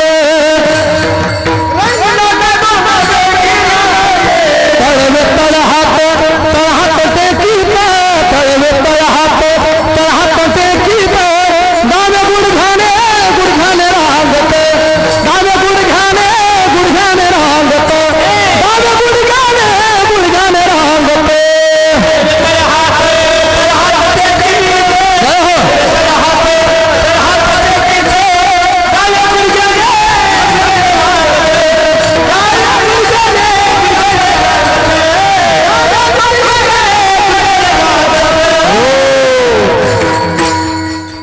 भगवान परमात्मा रांगू लागले आणि रांगत असताना खोड्या करू लागले. आणि मला असं वाटतं महाराज हळूहळू त्या ठिकाणी मोठे होऊ लागले. मोठे होत असताना मला असं वाटतं की भगवान परमात्म्याने वेळ कमी असल्यामुळे भरपूर त्या ठिकाणी खोड्या केल्या, भरपूर लीला केल्या बरं का. हां, आणखी आमच्या गुरुजींना खूप दूर जायचं आहे महाराज. हां, मला असं वाटतं 400 किलोमीटर जायचं बरं का, भरपूर अंतरी. पण काळजी करू नका गुरुजी. 11:30 वाजले वाटतं बरोबर. हां, 11:30 वाजले बरोबर. 12 वाजता एंड, त्याच्या पुढे जाणार नाही बरं का. आणि महाराज रोजचाच प्रवासी आणि रोजचंच आहे, हे काही एक दिवसाचं नाही महाराज. हां, मी सांगत असतो प्रवासी माणसाचं जीवन खऱ्या अर्थाने जर आपण बघण्याचा प्रयत्न केला तर ते मेलेच जमाय बरं का. खाली बसलेल्या माणसांना असं वाटत असेल एवढे पैसे काय कशाला द्यायचे यांच्याकडं, हां नेमकं काय याच्यामध्ये, असं बऱ्याच जणांना वाटतं बरं का. यांना काय दोन बोलं वाजवले झालं यांचं, एक चाल म्हटली झालं यांचं. बोलायला सोपं, मी सांगत असतो हे एवढं सोपं नाही. तुम्हाला जर वाटत असेल ना मृदंग वाजणं एवढं सोपं आहे, गायन करणं इतकं सोपं, इथे येऊन म्हणून पा कशा गुदगुले होते. हे सोपं नाही महाराज, हे सोपं नाही बरं का. आम्ही म्हणत असतो जावे त्याच्या वंशा तेव्हा कळे. शेतकऱ्याचा त्रास हा शेतकऱ्याला माहिती. आपली जुनी म्हणे ज्याची जळती, हा हे सोपं नाही महाराज बरं का. मी सांगत असतो तुम्ही नुसता पैसा बघू नका यांचा, यांचे कष्ट बघा महाराज. हा प्रवास जो आता जे इथं ड्रायव्हर असतील किंवा रात्रभर प्रवासात राहतात, दिवसभर प्रवास करतात, त्या माणसांना विचारा प्रवासाचं दुःख काय. हे सोपं नाही बरं का, हे सांगत असतो. आणि रोजच आहे महाराज ते. मला असं वाटतं की आपलं भाग्य आहे की गुरुजींचा 8 दिवसाचा सहवास आपल्या गावाला लाभलेला बरं का. ऐका, जास्त वर्णन करत बसणार नाही. तळवे तळ हात टेकीत डाव्या गुडघ्याने रांगत रंगनी रंगनाथ तो म्या देखील सही. भगवान परमात्मा मोठे झाले आणि मोठे झाल्याच्या नंतर सर्व गोपाळांना एकत्रित केलं. एकत्रित केल्याच्या नंतर सांगितलं अरे तुमच्या तब्येती अशा कशा झालेल्या. त्यांनी सांगितलं देवा दही दूध तूप ताक लोणी या सगळ्या गोष्टी त्या ठिकाणी मला असं वाटतं की डेअरीला जातात, अगदी मथुरेला जातात. आणि मला असं वाटतं आसारा असणारा अगदी मला असं वाटतं नुसतं ताक आमच्या त्या ठिकाणी वाटेला शिल्लक राहतं. म्हणून आमच्या त्या ठिकाणी देवा तब्येतीमध्ये सुधारणा होत नाही. पण काळजी करू नका, यालं तरी यारे लागे अवघे माझ्या मागे मागे माझ्या माग या आजी देतो पोट भरी. अगदी मला असं वाटतं पोट भरेपर्यंत तुम्हाला त्या ठिकाणी दिल्याशिवाय राहणार नाही. सांगितलं काळजी करू नका, माझ्या पाठीमागत चाला. आणि मला असं वाटतं सर्व गोपाळांना एकत्रित केलं. एकत्रित केल्याच्या नंतर खोड्या करू लागली. किती खोड्या केल्या महाराज. अगदी पहिली आली धावुनी याने गबाई काय केली करणी पतीची दाढी माझी वेणी दोन्हीची गाठ बांधुनी. सांगितलं यशोदे तुझ्या मुलाचा त्रास सहन होत नाही. आवरी आवरी आपुला कान्हा नाशी येल्या आमुच्या सुना. अगदी मला असं वाटतं अनेक प्रकारचे गाराणे गवळणी करू लागले महाराज. गाराणे करत असताना मला असं वाटतं भगवान परमात्मा अनेक प्रकारच्या खोड्या करू लागले. ज्या वेळेला गवळणी त्या ठिकाणी महाराज अगदी दुधाचे माठ घेऊन त्या ठिकाणी अगदी मला असं वाटतं की मथुरेला जात असताना भगवान परमात्मा रस्त्यामध्ये त्यांना अडवायचा, त्यांची खोडी करायचा. कशा पद्धतीने करायचा महाराजांनी गोड असणारं वर्णन केलेलं आहे. गवळणी सुद्धा कशा पद्धतीने महाराज मथुरेला जायचे. ऐका बसलेली मंडळी. गवळणीचा मथुरे हाताला गवळणीचा मथुरे हाताला कृष्णा गवळणीचा मथुरे हाताला हे गवळणीचा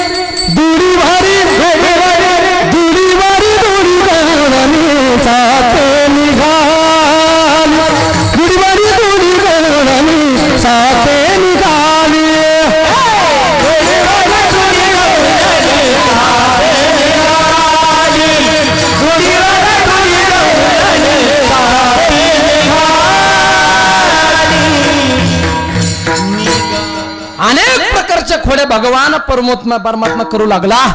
गवळणी बोलू लागला गे यशोदे, अगं बाई बाई बाई बाई बाई बाई बाई बाई, कृष्णाला सांगा काही, बाई बाई कृष्णाला सांगा काही, बाई बाई बाई बाई कृष्णाला सांगा काही, कृष्णाला सांगा काही, अगं बाई बाई बाई बाई कृष्णाला सांगा काही, बाई बाई बाई बाई कृष्णाला कशी अगं बाई बाई बाई बाई बाई बाई बाई बाई कृष्णाला सांगा काही, बाई बाई बाई बाई कृष्णाला सांगा काही,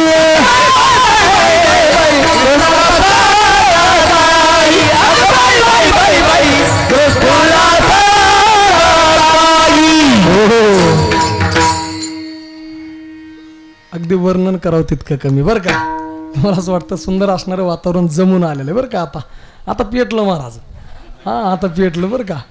आणि मला असं वाटतं असं वातावरण जमून यायला खूप वेळ लागतो. राखेल होता म्हणजे जास्त पेट. हा असं आता राखेल टाकायचं काम बाकी बरं का.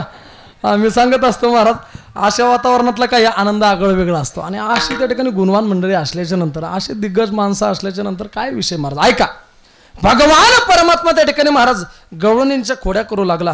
मला असं वाटतं अनेक प्रकारच्या खोड्या केल्या. खोड्या गवळणींना सहन होत नव्हत्या. काय करावं काय करावं काय करावं. मला असं वाटतं की भगवान परमात्मे तक्रार त्या ठिकाणी यशोदेकडे करू लागल्या. अगदी महाराज भगवान परमात्म्याच्या त्या त्रासाला कंटाळून एक दिवस त्या ठिकाणी सर्व गोकुळातील गवळणींनी विचार केला, आता हे दुःख सहन होत नाही, हा त्रास सहन होत नाही, म्हणून काय करावं. सर्व गवळणी त्या ठिकाणी यशोदेच्या दरबारात गेल्या आणि यशोदेच्या वाड्यासमोर गेल्याच्या नंतर बोलू लागल्या, यशोदे कृष्णाला सांगावे, यशोदे कान्हाला सांगावे,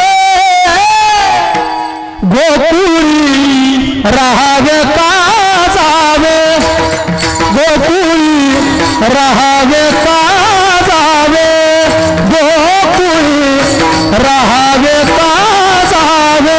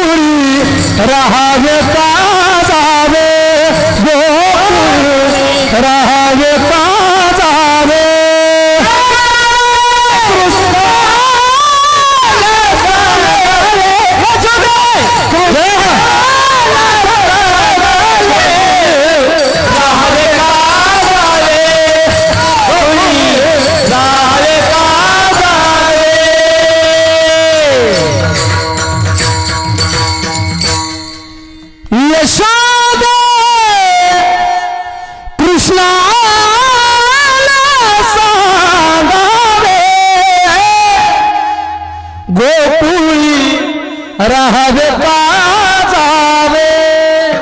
अगं यशोदे, तुझ्या कृष्णाला आवर घाल. आता गोकुळात राहावं का नाही. 12 वाजत आले तर तुझा कृष्ण आवरत घ्याल. हा देवाला आवर घाल. देवाला सांग गुरुजींना लांब जायचंय.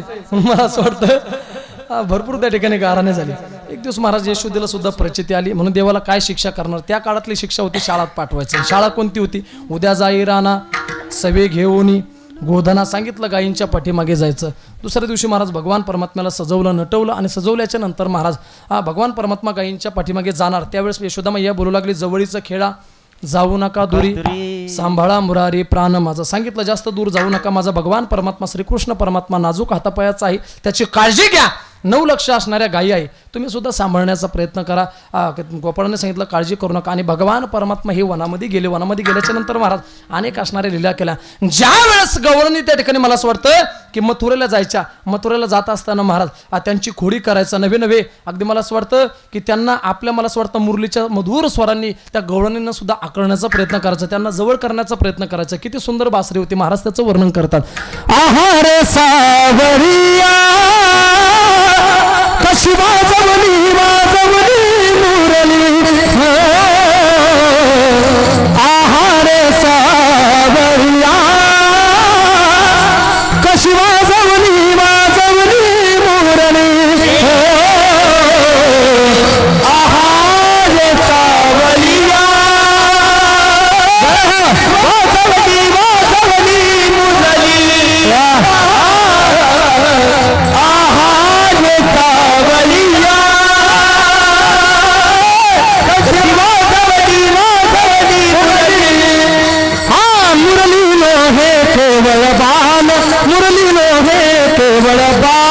तिने हरिला माझा प्राण, तिने हरिला माझा प्राण.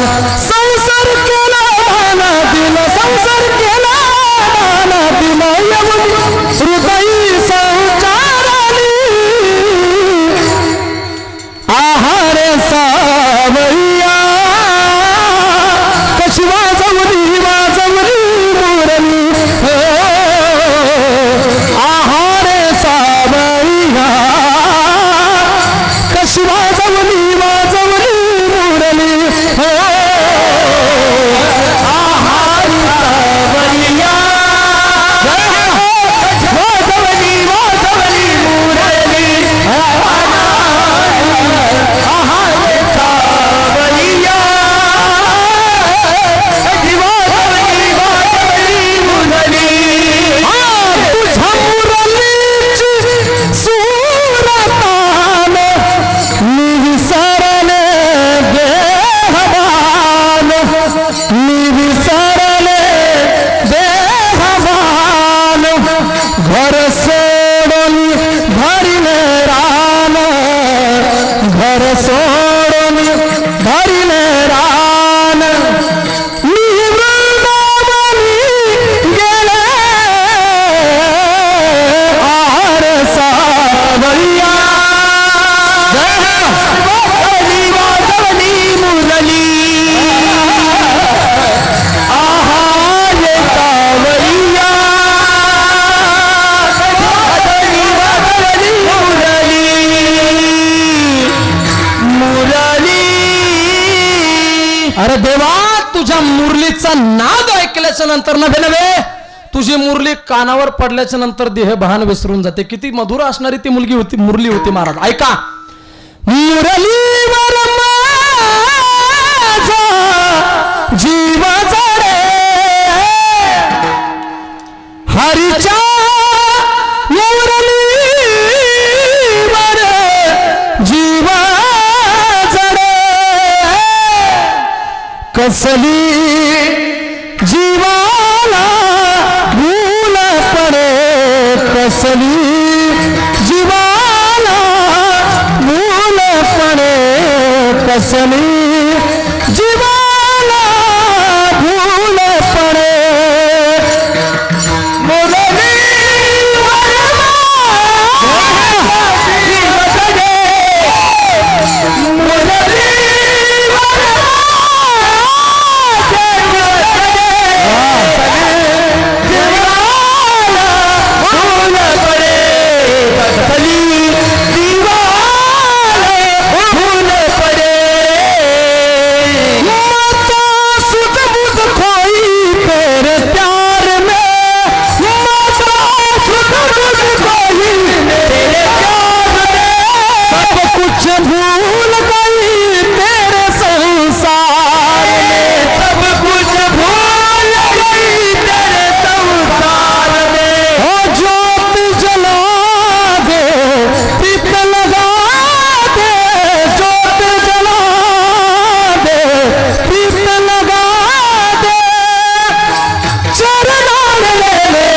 मुरली वाले बंसी वाले मुरली वाले बंसी वाले मुरली वाले बंसी वाले राधा हो गई बदनाम रे तेरे बिन हो गया मन मेरा पावन दास नारायण हो गया पावन हो दास नारायण हो गया पावन हो गया पावन वाह क्या बात है. वर्णन करावं तितकं बरं का. मला असं वाटतं भरपूर मुरली ऐकली बरं का. आणि भरपूर मुरली ऐकल्याच्या नंतर गोपाळने सांगितलं देवा आता बस करा. म्हणून मला असं वाटतं की सगळे गोपाळ दमले महाराज. अगदी मला असं वाटतं खेळून खेळून थकले. आणि अनेक प्रकारचे खेळ मला असं वाटतं भगवान परमेत्म्याने त्या काळामध्ये सुद्धा खेळ गुरुजींची इच्छा आहे गुरुजी म्हणते म्हणा. म्हणून मला असं वाटतं एका दमात आपण सगळे खेळ खेळण्याचा प्रयत्न करू. सर्वांनी प्रतिसाद द्यायचा सर्वांनी टाळे. तुम्ही बोर झाले का? नाही चालू देऊ का घंटाभर? हा चालू दे काय अडचण आहे का. अगदी मला असं वाटतं भरपूर खेळ त्या ठिकाणी देवाने खेळले. कोणते कोणते खेळ खेळले सर्वांनी प्रतिसाद द्यायचा सर्वांनी टाळ्या वाजवायचा. हम पोरा हमामा घुमरी वाजे घमामा हम पोरा हमामा घुमरी वाजे घमामा हम पोरा हमामा घुमरी वाजे घमामा घुमरी वाजे घमामा घुमरी वाजे घमामा वाजे घमामा घुमरी वाजे घमामा वाजे घमामा घुमरी वाजे घमामा हम पोरा हमामा घुमरी वाजे घमामा अब कदू पकती पारा त्रिगुण खेळ मांडू अब कदू अला त्रिगुण खेळ मांडू अब कदू पकती पारा त्रिगुण खेळ मांडू अब कदू पकती पारा त्रिगुण खेळ मांडू खेळ विट्टी दांडू पोरा खेळ विट्टी दांडू खेळ विट्टी दांडू पोरा खेळ विट्टी दांडू अब अब कदू पकती पारा त्रिगुण खेळ मांडू अब कदू पकती पारा त्रिगुण खेळ मांडू अब कदू पकती पारा त्रिगुण खेळ मांडू कदू पकती पारा त्रिगुण खेळ मांडू करशील रे घोडी किती करशील रे घोडी कानोबा खेळ जाऊ नको रडी कानोबा खेळ जाऊ नको रडी कानोबा खेळ जाऊ नको रडी कानोबा खेळ जाऊ नको रडी कानोबा जाऊ नको रडी जाऊ नको या राधिकेचा नवरा या राधिकेचा नवरा नवरा नवरा खेळ भवरा गोपाई भवरा खेळ भवरा गोपाई भवरा खेळ भवरा गोपाई भवरा या राधिकेचा नवरा या राधिकेचा भवरा गोपाई भवरा भवरा गोपाई भवरा गोपाई भवरा गोपाई भवरा. भरपूर खेळ देवाने खेळले बरं का. आता गोपाळने सांगितलं देवा खांदे भार पोटी भूक काय खेळायाचे सुख. मला असं वाटतं गोपाळने सांगितलं देवा तुमचं कीर्तन 7 ते 9 आहे बरोबर. आणि 7 ते 9 कीर्तन असल्यामुळे तुम्हाला 400 किलोमीटरचा प्रवास करून जाणे म्हणून तुम्ही आता आवरा बरं का. मला असं वाटतं भरपूर खेळ केले. एका ठिकाणी सर्व गोपाळ एकत्र झाले. आणि मी सांगत असतो महाराज जी अवस्था किंवा जी आस गोपाळांच्या अंतकरणामध्ये भगवंताबद्दल निर्माण झाली होती तशी अवस्था कधीतरी आपले सुद्धा निर्माण व्हावी बरं का. हा गोपाळांच्या अंतकरणामध्ये अवस्था कोणती होती त्यांना माहीत होतं भगवंताशिवाय आपल्या जीवनात आपल्याला कोणीच नाही महाराज. असं कधी आपल्याला पण वाटावं महाराज. काय वाटावं मी सांगत असतो. तुझं वाचनी केशवा मन माझे रे माधवा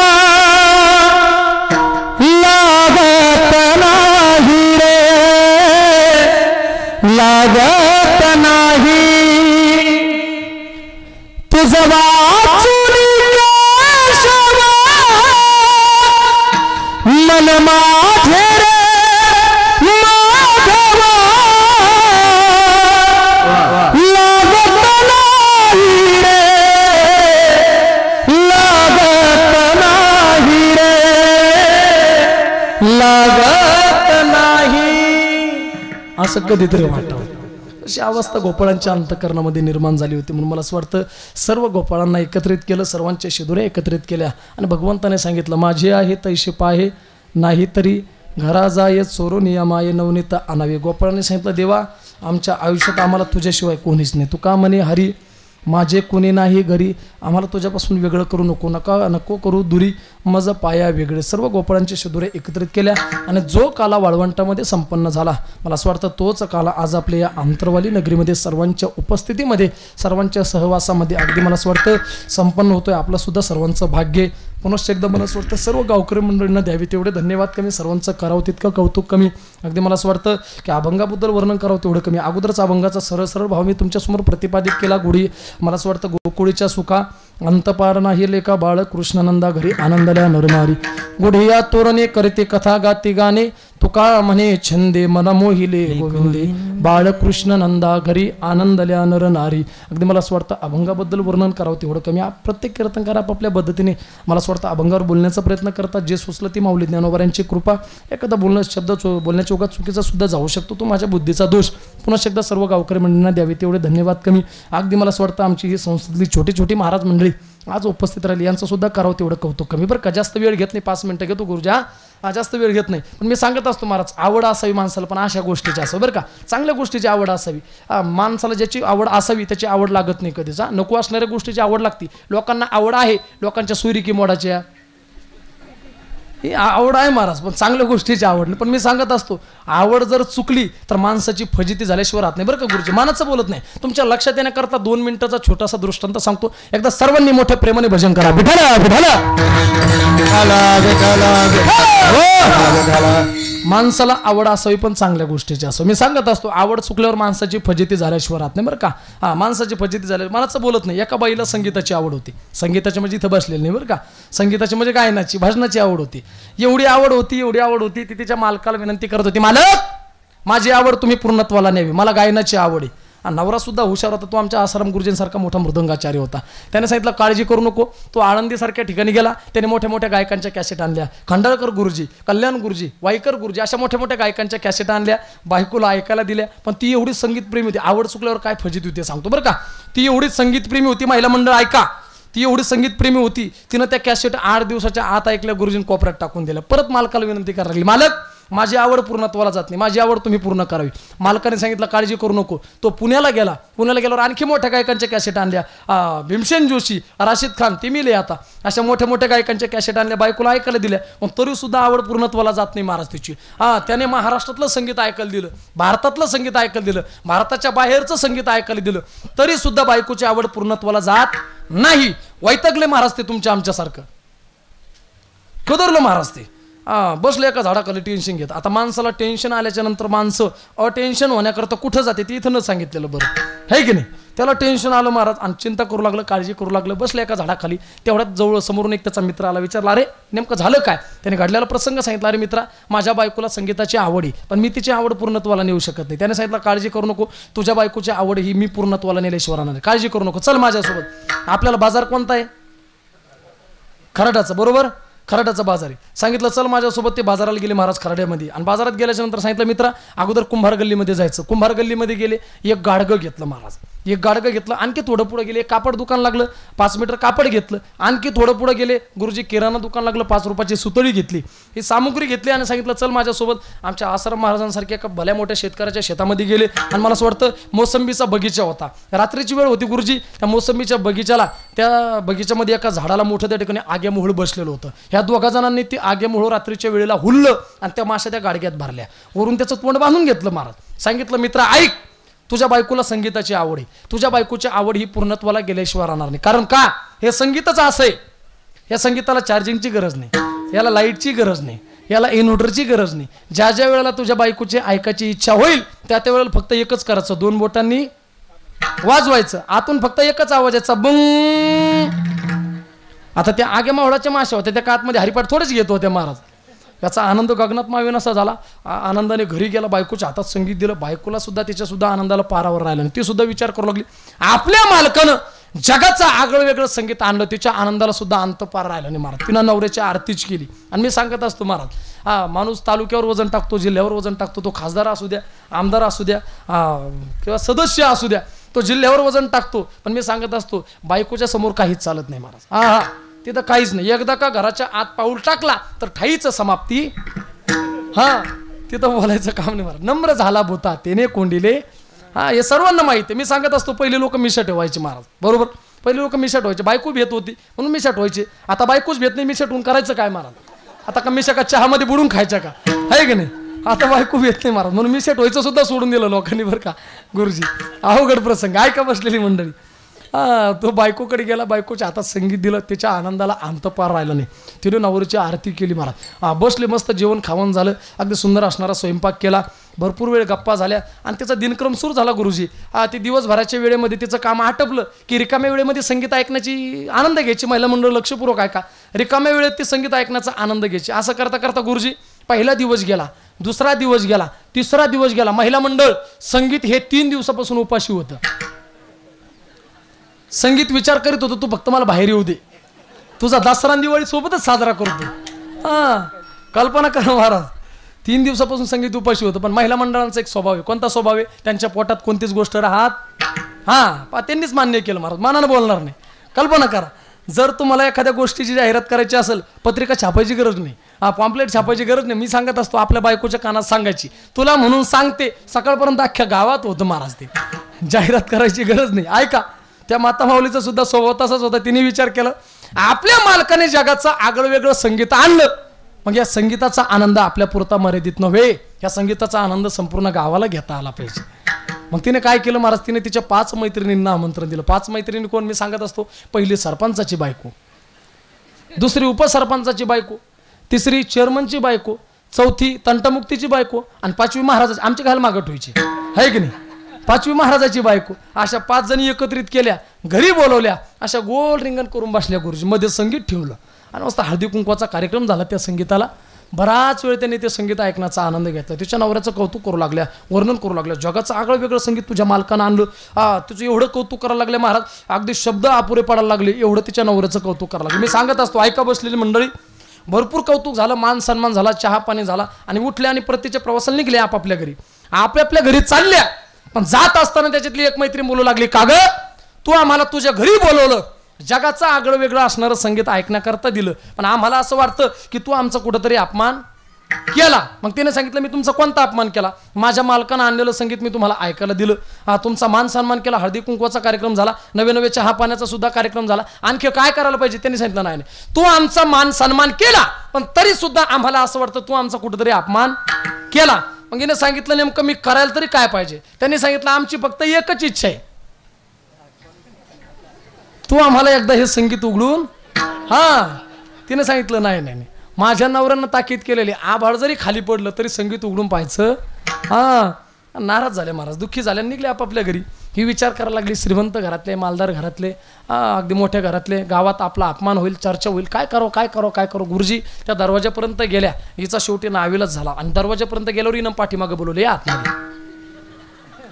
आतमध्ये बोलून घेतले महाराज. असं गोल रिंगण करून बसल्या. मग मध्ये संगीत ठेवलं. सांगितलं, ऐका, मी तुम्हाला हे संगीत ऐकण्याकरता देते, पण माझी एक अट आहे. काय अट आहे? हे संगीत बाहेर कुणालाही कळता कामा. पण माझा तुमच्यावर विश्वास नाही. मग काय करा? माझी पहिली अट आहे, अगोदर खिडक्या बंद करा. महिला मंडळ खिडक्या बंद केला. सांगितलं, आणखी पण माझा तुमच्यावर विश्वास नाही. आता सांगितलं, दरवाजा बंद करा. दरवाजा बंद केला, खिडक्या बंद केला. गुरुजी संगीत 3 दिवसापासून उपाशी होतं. असा हळदी कुंकवाचा कार्यक्रम झाला. अगदी सर्व त्या ठिकाणी 5 जणी सुवासनी अशा पुढे सरकल्या. हळू संगीताची गाठ सोडली. जसं संगीत बाहेर आलं, बिना बँडचा डॅन्स सुरू झाला महाराजांचा. ही तिच्या अंगावर, ती हिच्या अंगावर. आणि तेवढ्यात पाटील पाहत आले. पाटलीनबाई गेल्या तरी कुठं? कोणीतरी सांगितलं, अमुक घरी गेल्या. घरापर्यंत आले, कसा बसा पाटलीनबाईचा कडीला हात लागला. गुरुजी कडी उघडली, पण पाटला, मला असं वाटतं पाटलीनबाईनं पाटलाला दरवाजात पाहिलंच नाही, असा ढुसणा दिला आणि पुढे गेल्या. आणि पाटील बोलायला लागले, मामी पुढे पोहून चला. कोणाला? बायकोला. कारण ते ओळखूच येत नव्हते, आगडबमच्या तगडबम झालेले होते महाराज. ही फजिती झाली कशामुळे? तर आवड चुकली. म्हणून आपल्या जीवनातील आवड चुकता कामा नये. देवाला आपल्याकडून अपेक्षित तरी काय? आवड आहे देवाशी. तो ऐका प्रकार नामाचा उच्चार रात्रंदिवस पवित्र असणारी तुळशी माला आपल्या गळ्यामध्ये परिधान करावी. अंतकरणामध्ये या वारकऱ्यांबद्दल वैष्णवांबद्दल प्रेम असावं, जिव्हाळा असावा, कपाळी गोपीचंदनाचा टिळा लाभावा, एवढं देवाला आपल्याकडून अपेक्षित आहे. आपण जे देवाला आवडतं ते आपण केलं पाहिजे महाराज. आपल्याला जे आवडतं ते आपण नाही केलं पाहिजे बरं का. मला असं वाटतं गोपाळांनी भक्ती केली पण ती भगवंताला आवडणारी केली आणि भगवंताला आवडणारी भक्ती केली म्हणून भगवान परमात्म्याने सुद्धा त्यांना मुक्त केलं बरं का. आपल्या जीवनामध्ये सुद्धा आपण तेच कार्य करावं म्हणून पुनश्च एकदा सर्व गावकरी मंडळींना द्यावी तेवढे धन्यवाद कमी सर्वांच्या चरणावर साष्टांग प्रणिपात करतो, वंदन करतो. अगदी मला असं वाटतं वेळ सुद्धा संपून गेलेला आहे पण मी सांगत असतो महाराज माणसाच्या जीवनात निष्ठा असावी बरं का. किती निष्ठा असावी कल्पना करा बसली मंडळी. मी सांगत असतो काय निष्ठा होती माझ्या छत्रपती संभाजी महाराजांची, काय निष्ठा होती माझ्या छत्रपती शिवाजी महाराजांची, काय निष्ठा होती माझ्या छत्रपती शिवाजी महाराजांच्या मावळ्यांची. ऐका बसलेली मंडळी, काय निष्ठा होती माझ्या छत्रपती शिवाजी महाराजांच्या तलवारीची. ती कधी कोणासमोर झुकली नाही, कधी कोणासमोर वाकली नाही, कधी कोणासमोर लाचार झाली नाही. म्हणून तर म्हणावं लागतं पडली भवानी जेव्हा ज्ञानाच्या बाहेरी रणात फिरली ना ती कधीच माघारी. तख्त दौलती समोर केली ना लाचारी कधी न झुकली ती दिल्लीच्या दरबारी. तमाम बादशाहीचा ताज तिने ठोकरला अरे मराठ मोऱ्याचा वेश तिने पांघरला. धर्मरक्षणास सदा साजबवानी झाली जुलम करत्याच्या रक्ताने ती नाली. महाराष्ट्रावर प्रेम अपार महाराष्ट्रावर प्रेम अपार उघडल्या स्वातंत्र्याचे द्वार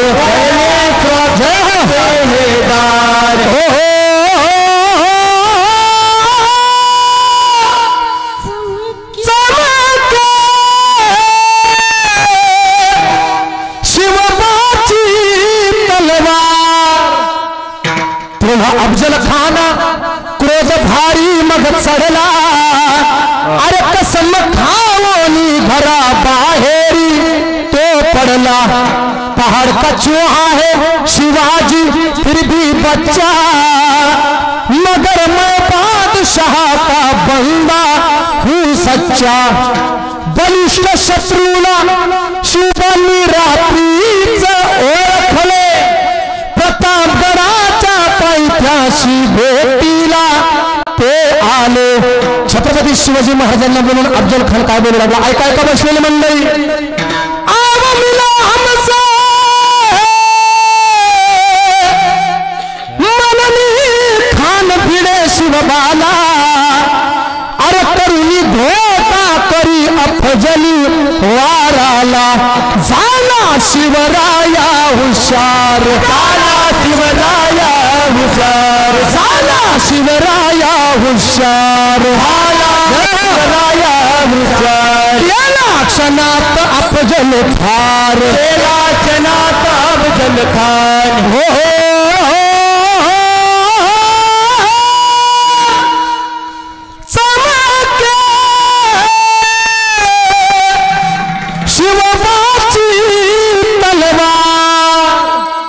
एवढी निष्ठा आपल्या जीवनात असावी.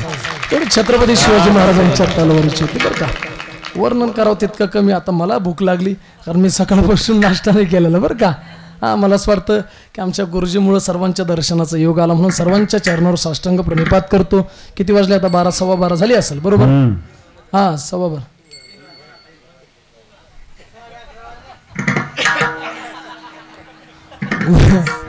गुरुजी आता खरोखर मुंगळा झाला बरं का. मग काय हरकत नाही. ऐका, संतांचं जर नाही ऐकलं तर काय फजिती. तुम्ही सांगितलं महाराज संतांचं ऐकावं, नाही जर ऐकलं तर तुमचं जीवन हे अधोगतीला गेल्याशिवाय राहणार नाही. जर तुम्ही संतांचं नाही ऐकलं आमचं काही जाणार नाही पण तुमचं जीवन हे अधोगतीला गेल्याशिवाय राहणार नाही. नादबाबा गोड असणारं वर्णन करतात. सर्वांनी प्रेमाने भजन करायचं, टाळी वाजवायची, प्रतिसाद द्यायचा. हे जरी नाही काले तरी दुसरा येईल, हे जरी नाही काले, हे जरी नाही काले सर्वांनी सर्वांनी सर्वांनी नादबाबा वर्णन करतात. आतापर्यंत जे आयुष्य गेलं ते गेलं पण उरलेलं आयुष्य हे भगवंताच्या चरणावर समर्पित करावे. अरे ज्या आई वडिलांवर आपण नितांत प्रेम करतो, महाराज वर्णन करतात ते आई वडील सुद्धा आपल्याला काळाच्या तावडीतून सोडू शकत नाही, मनाचं बोलत नाही. काळाची हेवडी पडेल बा जेव्हा सोडविना तेव्हा माये बापा, म्हणून वेळी सावध व्हा. नाही सावध झाले तर काय होईल? काही सरत शेवटी बा कळ बांधून नेईल, सरत शेवटी बा कळ बांधून नेईल,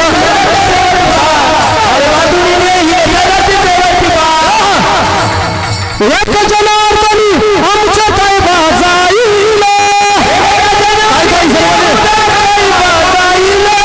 एक जनार्दनी आमच्या काय बाजाईल,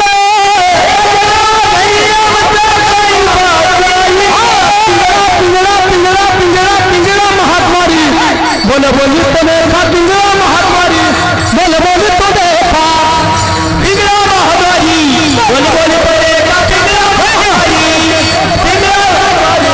बोल बोली तो देखा, महात्मारी. वर्तमान खोटे दादा, वर्तमान खोटे, वर्तमान खोटे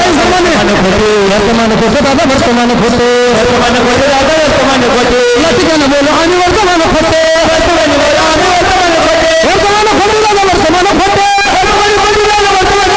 या ठिकाणी बोलो आणि वर्तमान खोटे, या ठिकाणी बोलो आणि वर्तमान खोटे. पिंगा गे बाई पिंगा गे, पिंगा गे बाई पिंगा, पिंगा गे बाई पिंगा गे, पिंगा गे बाई पिंगा गे, पिंगा गे बाई पिंगा गे, पिंगा गे बाई पिंगा, पिंगा गे पिंगा बाई पिंगा. अवघा अवघा धांगड भिंगा गे, अवघा धांगड भिंगा गे, अवघा धांगड भिंगा गे, अवघा धांगड भिंगा गे, अवघा धांगड भिंगा गे, अवघा धांगड भिंगा गे. अहम वाघा सोहम वाघा प्रेम नगरावारी. नाथ बाबा वर्णन करतात आतापर्यंत जे आयुष्य गेले ते गेले, पण आता ही सावध होण्याची वेळ. ऐका ऐका बसलेले मंडळी, काही काही सर्वांनी नुसते सावध होऊ नका, तर सावध होऊन काय करा. अहम वाघ्या सोहम वाघ्या प्रेम नगरावारी, सावध होनी भजनी लागा देव करत वारी.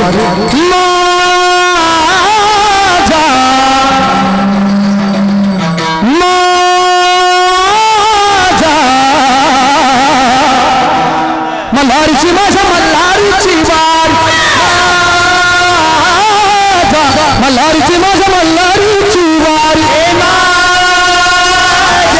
माझ्या मल्हारीची वारी, माझ्या मल्हारीची वारी, मल्हारीची वारी. अहम वाघ्या सोहम वाघ्या प्रेम नगरावारी, सावध होनी भजनी लागा देव करा कैवारी, भजनी लागा देव करा कैवारी. माझा माझा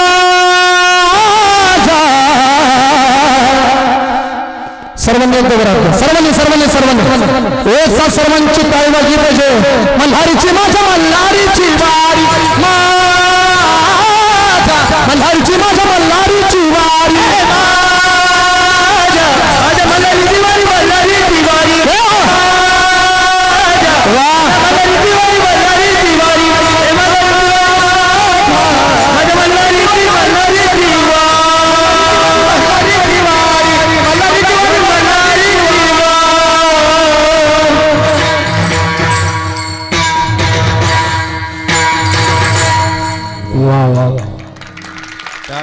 एकदा सर्व बसलेले मंडळींनी आमच्या ह्या सर्व वारकऱ्यांकरता आणि आमच्या गुरुजींकरता जोरदार टाळ्या वाजवा सर्वांनी. एवढं सुंदर वातावरण निर्माण झालं आपलं कीर्तन.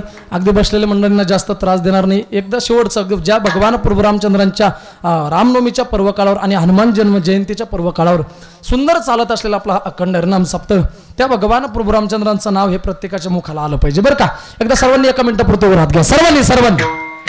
मी समोर जय श्रीराम अशी जय घोषणा करेल, पाठीमागे सर्वांचा आवाज आला पाहिजे, सर्वांचा आवाज आला पाहिजे बरं का.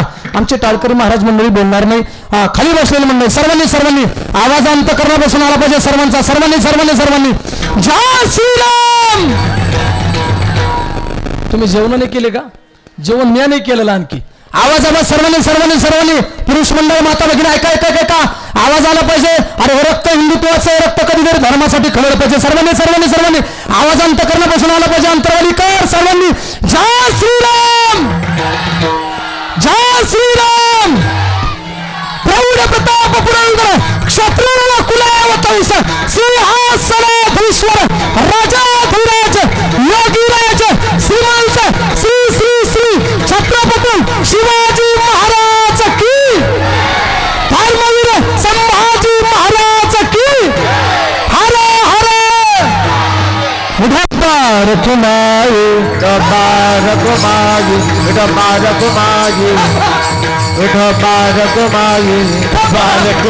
ज्ञानेश्वर माऊली ज्ञानराज माऊली तुकाराम ज्ञानेश्वर माऊली महाराज ज्ञानेश्वर माऊली ज्ञानराज माऊली तुकाराम.